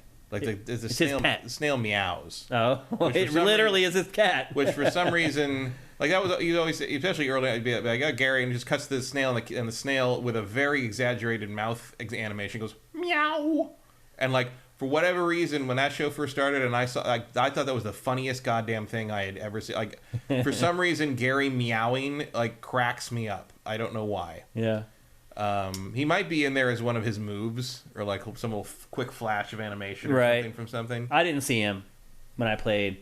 Most of the moves from SpongeBob seem centered on memes. Oh. So the rainbow thing and stuff. Minority Games says he is also, or her, it says they're a fan of Ren and Stimpy as well. What's your favorite episode of Ren and Stimpy? I have the two best ones in my opinion are Marooned and Space Madness. Yeah, it's Space Madness. I think most people think it's Space Madness. Yeah. But I know better. When he starts to eat the bar of soap because he thinks it's a chocolate bar. That show is, the first two seasons of that show are insane. Like, I think it's literally made by people on drugs. It was. Oh, it was. And, I mean, John Kricfalusi's a nut bar. Oh, well, that makes sense. Like giant alleged sex pest. Oh. Like, I mean, it's that sucks. It's from that kind of weird, like, Fritz the Cat, Felix the Cat, you mean? Yeah, no, Fritz the Cat. Fritz the Cat. Ralph Bakshi, the X-rated cartoon. No, I'm not familiar with that. Ralph Bakshi did, The Lord of the Rings, that weird thing was unfinished and nobody really knows what to make of it anymore, all the rotoscoping, Heavy Traffic, a bunch of stuff like that. But he did famously he did Fritz the Cat, which was an R-rated cartoon cat Did he do the movie Heavy Metal? The one from the 80s? He was involved in that, Okay. yes. I know that one. But it's a similar kind of thing. Adult cartoons. Yeah. And his stuff was a little more wild, a little more racist a lot of the times. Although that night he didn't intend them to be, which is sort of the time. Yeah. Like, he uses a lot of stereotypes and tropes, caricatures that we would not use today. Mm-hmm. But he he is a direct influence on Ren and Stimpy without any question. Interesting. That kind of like just Tex Avery meets Complete Gross Out meets I can't believe they just said that. Like that's Bakshi influence for sure. I won't check him out. Once you said racist, I was like, deal breaker. Well, here's the thing: like, it's racist by today's standards, maybe even by then. But also, he grew up around a lot of non-white stuff and thought he was just depicting what was around him. Oh, interesting. Heavy Traffic, in particular, is like that, and so was the other film that Heavy Traffic is kind of almost a remake or a refinement of. Which I'm not going to say the title of because it is racist too. Oh, but he's a fascinating entry in animation history, and he kind of broke out of a bunch of molds and was like weirdly got enough funding to have theatrical releases of some things that everyone thought no one would ever get released, and that sort of after the bombing of the Heavy Metal movie.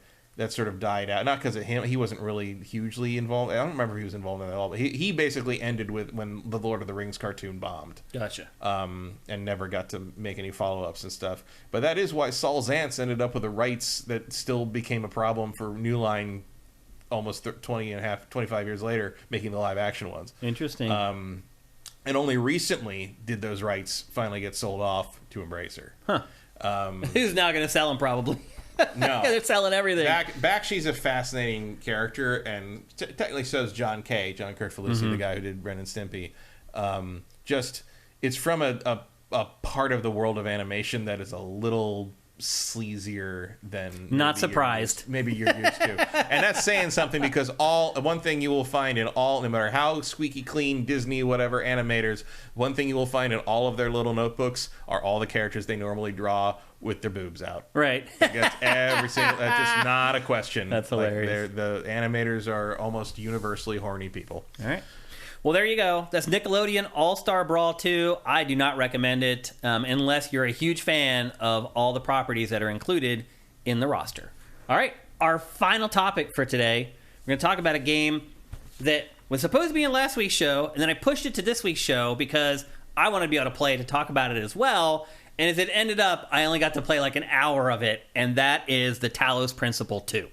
We're tight on time here, Matt, so we got to keep it light and tight. You've been playing a lot more of this, so maybe you can lead this discussion. The way I've described it is it's a cross between The Witness and Tears of the Kingdom. Is that fair? No. No? Not Tears of the Kingdom. The part that I played, because you have the fans, and which is very much like Tears of the Kingdom, and the whole game is laid out like The Witness. Yeah, but there's no freedom in how you solve the puzzle. Yeah. It's just you're right. Figuring out which beam goes to which thing. Yeah. I would more describe it as The Witness if it wasn't made by a pretentious douchebag. And it's it's obviously a sequel to the Talos Principle, which is a 9-year-old game. Yeah. Which took a while. But I am impressed by it in the sense that it is a massive expansion on what came before. The previous one was a simulation, basically, where you solved a bunch of puzzles to prove to this thing that claimed to be God that you were worthy of being born, basically. And ultimately, you prove that you basically it's a simulation set up by humanity before they died off in a cataclysm apocalypse thing to create artificial life. And the way you determine something is an artificial life or not is you run them through this thing, and if they show enough creativity to succeed at it, they qualify. But what actually happens is not only do they show enough, do your character show enough creativity to succeed, you also show enough free will to not want to be part of the situation. So you rebel, and there's a whole thing. There's a bunch of different endings, but essentially you kind of rebel, overthrow this AI god, and are born as a real robot in the real world. The first of what turns out to be many, because this game takes place centuries, if not thousands of years later. And the character you played in the first game is known as the Founder. And she created 12 more robots like her called the First Companions. And at some point left to go do something, nobody really knows what or why, but left instructions called the goal, create 1,000 people. And you in this game are the 1,000th robot. They call you 1K. Okay. And everybody else is around, so you come out and they're like, oh, it's achievement day or completion day, I think. And then this is the ceremony for, they've created you're the 1,000th robot. Awesome. And then a giant nanotech simulation ghost of Prometheus appears. The Greek god Prometheus appears and says basically, come to this island over here because I got something for you. And so all the robots are like, I guess we should do that. So, but like basically, and before you do that, you kind of get to walk around the city and learn some things. So basically, there's a whole city here called New Jerusalem, and they have a political system, and there's a mayor, and there's it's an angry robot who fixes everything, and she's just sick of all their shit. And there's like a coward robot and a super explorer robot who's best friends with the coward robot who doesn't want to explore anything, but they go do everything together anyway. They all have names from ancient philosophers or like authors or whatever. The lower the number, the older the robot. So like some of these like the leader of your expedition is number 7, Byron, and he is OG. like 1,000 years old. He's an OG, been around forever. Yeah. And you turn out to be really good at solving puzzles. Yeah. And so what happens at first, you get a chance to look around the city, which is fascinating. There's a bunch of weird little things to see. There's a big memorial for cats because when she came out of the simulation at the end of the first game, she finds your character finds a cat that she names Milton, which is the name of the text parser that helped her break out of her free will cycle. Mm-hmm. And there's a place in this called Milton's Rest, which is basically a memorial for that cat, because they explain that by the time the robots came out into the world, humanity had been gone for maybe hundreds of thousands of years, and dogs had become wild again, but cats never really were changed by domestication, so they're still just cats. Right. So all the robots have cats. Well, like a lot of the robots in this game are very focused on the idea of making sure their cats never die, which I can very much get behind. Yeah. So I'm like, yeah, okay, I like all these people. And so you can look around the city. You can look around. They call themselves people. They do. They are people. I mean, there's no real difference at this point. They are sentient creatures. And so they go to this other. So basically, you can look around the city, and then you can find all this stuff, which is fun to look at. I will say that the Milton's Rest place actually has a bunch of memorials for what are clearly the developers' cats they've had over the years, and some of them are absolutely heartbreaking. Like there's like each one has their name, a little couple sentences about them. One of them has one that just says it's like about who they are, but at the last sentence says "I miss you and I'm sorry I couldn't find you again." Oh God! And I'm just like, oh my God! I played this game to shoot lasers into puzzles. I did not expect to be attacked this way, people. I had to step away for a while after that, but. So I will say there's real heart in this game in that regard. It wears a lot of things on its sleeve you maybe don't expect from a puzzle-solving game about robots. So you get with your kind of core crew of 4 of the robots, you take a VTOL over to this island, and the island is basically the game. Like you go in, you find this giant monolithic mega structure, which is like a giant pyramid, and it becomes very clear that there's 3 areas on each side of the pyramid that you have to solve all the puzzles, and each area activates a laser beam that shoots into the pyramid, solve 3 lasers in that area. It opens a door on the pyramid, you fly in the pyramid, solve puzzles in the pyramid, which lets you get out another side of the pyramid, that then you have to solve those 3 puzzles to open that side of the pyramid. So basically that's the progression. It's a chain, basically. And every different area has a new a new item that has a. So the one thing I will say, if you have, so the game doesn't continue on like what I played, where you're like collecting these puzzle pieces, you use it to unlock the doors, and then you go in. That is the first game. That is a recreation of how the first game works. Gotcha. This one is more freeform. One thing I will say is the interesting thing about this part here, this is still a simulation. This is the simulation that's basically proving you're tangible enough to be born. I'll say this. I felt pretty good solving some of these. Yeah, well, there's the thing. This section uses all the puzzle elements from the first game without explaining almost any of them to you. So you got to hit the ground running. The puzzles on the island use all of this plus one new thing each area. Okay, that's what I was going to ask, is how does it expand ultimately? Yeah, like the first thing you run into is I think it's an RGB connector. So if you project 2 different colored beams into it, it'll project that color back, another color back out. So like, and you're mixing colors. You're not really mixing colors correctly, but it's like there's 3 colors. There's red, green, and blue basically. And you put 2 colors into the RGB changer, and it will spit the 3rd color out. Okay. So if you put a red and a blue into it, it'll spit green out.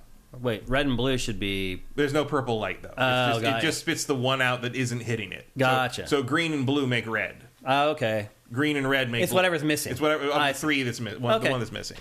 And then there's later on, the next one I think is... This is why I compared it to Tears of the Kingdom, because you have like the fan puzzles and like... Yeah, it's much more stringent than anything. You're not building anything. Yeah. In fact, the ability to disassemble the fan is purely so you can use the fan to weight things down in other places. Yeah, I mean, you use it for that in this as well. And the second item you get is it's a driller that lets you drill through particular walls to make a hole. So I saw that in the trailer, actually. Yeah, there's one that's like it changes the gravity of things, so things either slide up the wall or down the wall. And do they work those like consistently? Like each new element, do you actually get to use them like extensively, or do they? When it's introduced, you have several puzzles that just teach you how it uses. They use that, and then you have several puzzles that combine them with all the other things you've already had. The Zelda basically building of and then skills. In the next one, you'll have the same. You'll get introduced to the new thing, which is like there's one that's like it's a reversal thing. So it's like. In that area, it's only blue and red, and a hit with a blue turns into red. Hit it with a red turns into blue. So you have to figure that out. But it's also you have to mix. Sometimes okay, there's no red, but you need a red to open this thing. So here's a green and a blue light source. So you have to shoot those over here and around here, and hit this with both of those, so it spits out red, and then you have to take that and turn it blue with this change. So it gets very complicated as you move forward. I mean, I'll just be honest with you. Does it get a lot more difficult than what I played? Oh yeah. Oh my! I mean, It's already, I mean, what I play with plenty hard enough. No, there's things where you're like, I don't even know where to begin with this. And you'll figure it out. Like, there is a logical progression to it. There has not been a puzzle that I didn't figure out. Okay. Without going online and looking for help? No, there was one where I got the achievement for taking 20 minutes to solve a puzzle. Well, at least you didn't give up and cheat. But, like, it's... And also, you can get around that stuff with the Promethean something. Promethean fires something? I can't remember what the actual word is. But there are these little flames you can collect in the environment. There's 2 in each area. And there's a little panel on the island, not in the area you're in here, but on the island there's a little panel with a hand on it in every puzzle. If you take a Promethean flame, or whatever they're called, Promethean souls, I don't remember, you put it in there and it solves the puzzle. It doesn't make the puzzle solve itself, but it counts the puzzle as solved. So, because you need to solve 8 puzzles to open the tower that shoots the laser that opens the pyramid. So you lose your Promethean flame, but it counts the puzzle as solved. Later, if you come... And there's a finite number of them in the game.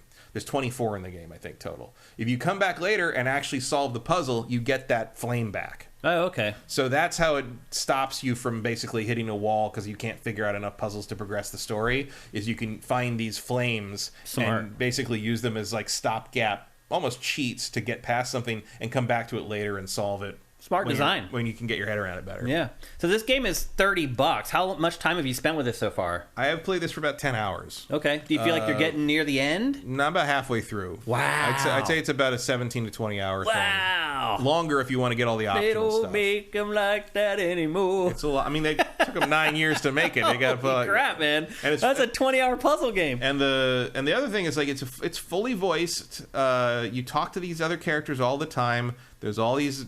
dialogue choices which matter in terms of what ending you get, and how people like you and who you're you're literally just born, so you get to kind of decide what kind of character you are. And like, there's a social media thing where you have a little like kind of like phone that like, because you're often doing this expedition, but you're all of you are streaming what you see through your eyes back home to New Jerusalem. And so everyone back home is watching this and like posting about it, and sometimes they'll ask you questions and you can choose how to respond to them, or if you want to respond at all. Yeah. There's like personality tests you take from this one guy who wants to like hook you up with these other characters that like you can meet, like, and he's like, oh, keep it quiet so you don't know. And so like there's there's an undercurrent of like people that want to like depose the mayor, and you got to decide whether you want to be part of that or not. It's all, and all the characters are very different. They're all, they all have different personalities, and like you get to know them pretty well. There's like one guy you run into in the city who talks like Michelangelo from Ninja Turtles. He's got like a surfer dude thing. He's like, I put in this. He's a robot though. Yeah, he's a robot. They're all the same robot, different colors. And he's like, it's like, I put a different vocal pack in because it said it would make me unique, but I don't know if this is working, dude. And you can tell him whether you think he should stick with it or pick another, because everyone has a different voice, different accent. But it's a lot. Actually, what it reminds me the most of is Myst. I get that vibe too. Like the flying in section, on the rails, total like Myst, and Riven and that kind of thing, and like how you get there and it's this ancient thing, and you're trying to figure out the tech and why it works, too. And what's really driving you forward is not just solving the puzzles, but to see what happens next. There's a lot of that to this, which is very different from the first Talos Principle. Like, the story was compelling in that, but the puzzles it was a little more self-contained, a little more folded in. The scope of this feels way beyond the first one, which is like something not a lot of games accomplish with a sequel in general, let alone a puzzle game. About philosophical ideas centered on robots. Like, it's fascinating. I'm surprised this didn't end up on Game Pass or PlayStation Plus. Seems it probably should have. It may be eventually it does. It would be a smart buy on that. But I think this is really good. For $30, like, this is definitely puzzle game of the year material here. For $30 and a 20-hour game, like, if you like Portal or Myst or any of those old school puzzle game, like, Riven, that kind of, back when they used to make those all the time. This'll scratch that itch, and it's all very smartly designed. One thing I will say that I like in this is one of the things in the Talos Principle 1 was that every single element you ran into was always used. This game has red herrings in it. Oh. There's things that you don't need to have ever. Basically, in the first game, as I recall, there was never a puzzle where everything wasn't activated. Once like solving the puzzle meant activating everything in the puzzle. Right. In this sometimes there's doors you don't need to activate. There, I mean, maybe you do to like get to where to get an item you need to take out and then use it somewhere else. But there are puzzles where like some of the door locks or whatever don't need to be activated to solve the puzzle. Oh, and that could be sinister. In the final state when you go activate the final console for that puzzle. Yeah. Which I thought was a very interesting twist. That's a curveball for sure. Because at a certain point when I was like, I realized I had solved the puzzle and I was like, I did look up because I solved the puzzle and I didn't have one of the blue lock things activated. I'm like, is that supposed like that's right? And I looked up, is that the solution? Because like something, maybe there's like a weird thing or I broke something or there's a bug. No, that's the recommended solution. So now there's things where you don't need to act, and that's a big change if you played the first game. Although the first game was 9 years ago, so maybe you won't. I played it more recently than that, so maybe that won't really throw you as much as it did for me. But this is a thumbs up for you, right? Yeah, really good, very pretty. Like you can see in the B-roll, beautiful game. Really nice vistas and areas to explore. Each location is a fairly kind of open area with like a little map. You can go wander around and find the different puzzles, which they direct you to very, very easily. It's you don't get lost really unless you're looking for hidden stuff. And the only criticism I really have is that the first time I loaded it up, I was on I think the second or third puzzle before this happens, the tutorial part. And it crashed so hard my PC reset, which I have not seen my new PC do before that. Yeah. So they seem to have fixed whatever that is in with a patch. I haven't had any problems with that since.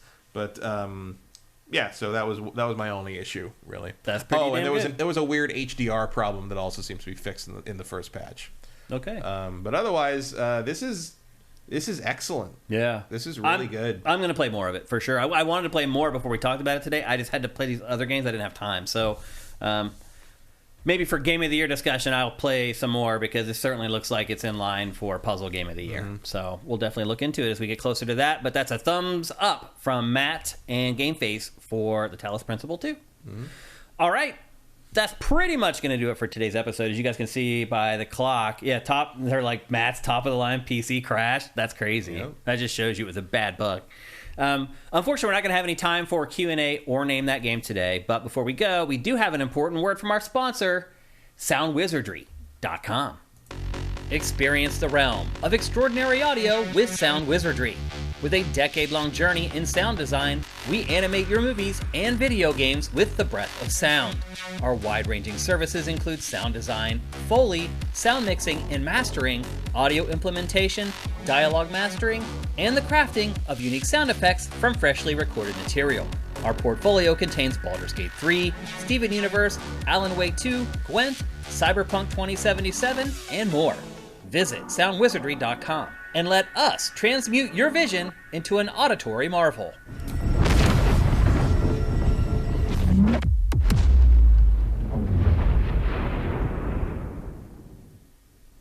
As always, a big thanks to SoundWizardry.com. If you have any sound needs at all, they can do everything. Like, for example, we've had episodes of GameFace where there's, like, static in the background, and he's removed the static and fixed and saved episodes of GameFace. He's done the same thing for Pactor Factor. He can do stuff like that. He can also create audio for some of the biggest games in the industry. Again, head to SoundWizardry.com and hook them up, and they'll hook you up. With that, it's time for us to go. But before we go, I just want to say that we are supported 100% by those generous people who pledge at patreon.com/sifted. I'm sure if you see on YouTube, you see our views there. That's not paying the bills, obviously. So if you really want to support us and make sure that GameFace and Pactor Factor and all the other stuff we do keeps happening, head to patreon.com/sifted and give us a pledge. $4 a month gets you all our content early. $2 a month gets you Pactor Factor early. Just $2 a month, you get Pactor Factor a week early. But at $4, you get everything early, and you really get a break with us. Pactor Factor is a week early if you're a patron. GameFace is 4 days early if you're a patron. So there's a lot of value in pledging for us, our Patreon at patreon.com/sifted. We'd really appreciate it. And if you don't have any money, totally get it. You can still help us by reviewing the show on any of the podcast services where you're listening to it. Or if you're watching the show on YouTube, you can help us out with Twitch Prime. The instructions to do that are down below. But basically, if you're an Amazon Prime subscriber, you can give us a free $2.50 every month. It costs you nothing. Amazon pays for it. Stick it to the man. Seriously, stick it to the man. Make Amazon pay us $2.50 a month. Do it. It'll help us. It'll help your soul by sticking it to the man. So another awesome episode, as always. Thanks to everybody in our chat. You guys are great. As I say, you always fact check us. Cinetyke is dropping tier 1 subs at the last moment here. That is flipping awesome. Thanks to everybody in our chat. Thanks to everybody who gave us Twitch Prime in the chat. I apologize if I missed any and to get to call you guys out by name. But we'll be back next week with another episode full of game reviews. Super Mario RPG for Switch will be in next week's show. We got a bunch of good stuff coming in. Also, Invincible, I think we'll be talking about in next week's show as well. Yeah, the Invincible. The Invincible. For all you Stanislaw Lem fans. That's right. So you guys have a great week. I hope you guys have an awesome week full of awesome games. We'll see you next Tuesday. GameFace is up and out.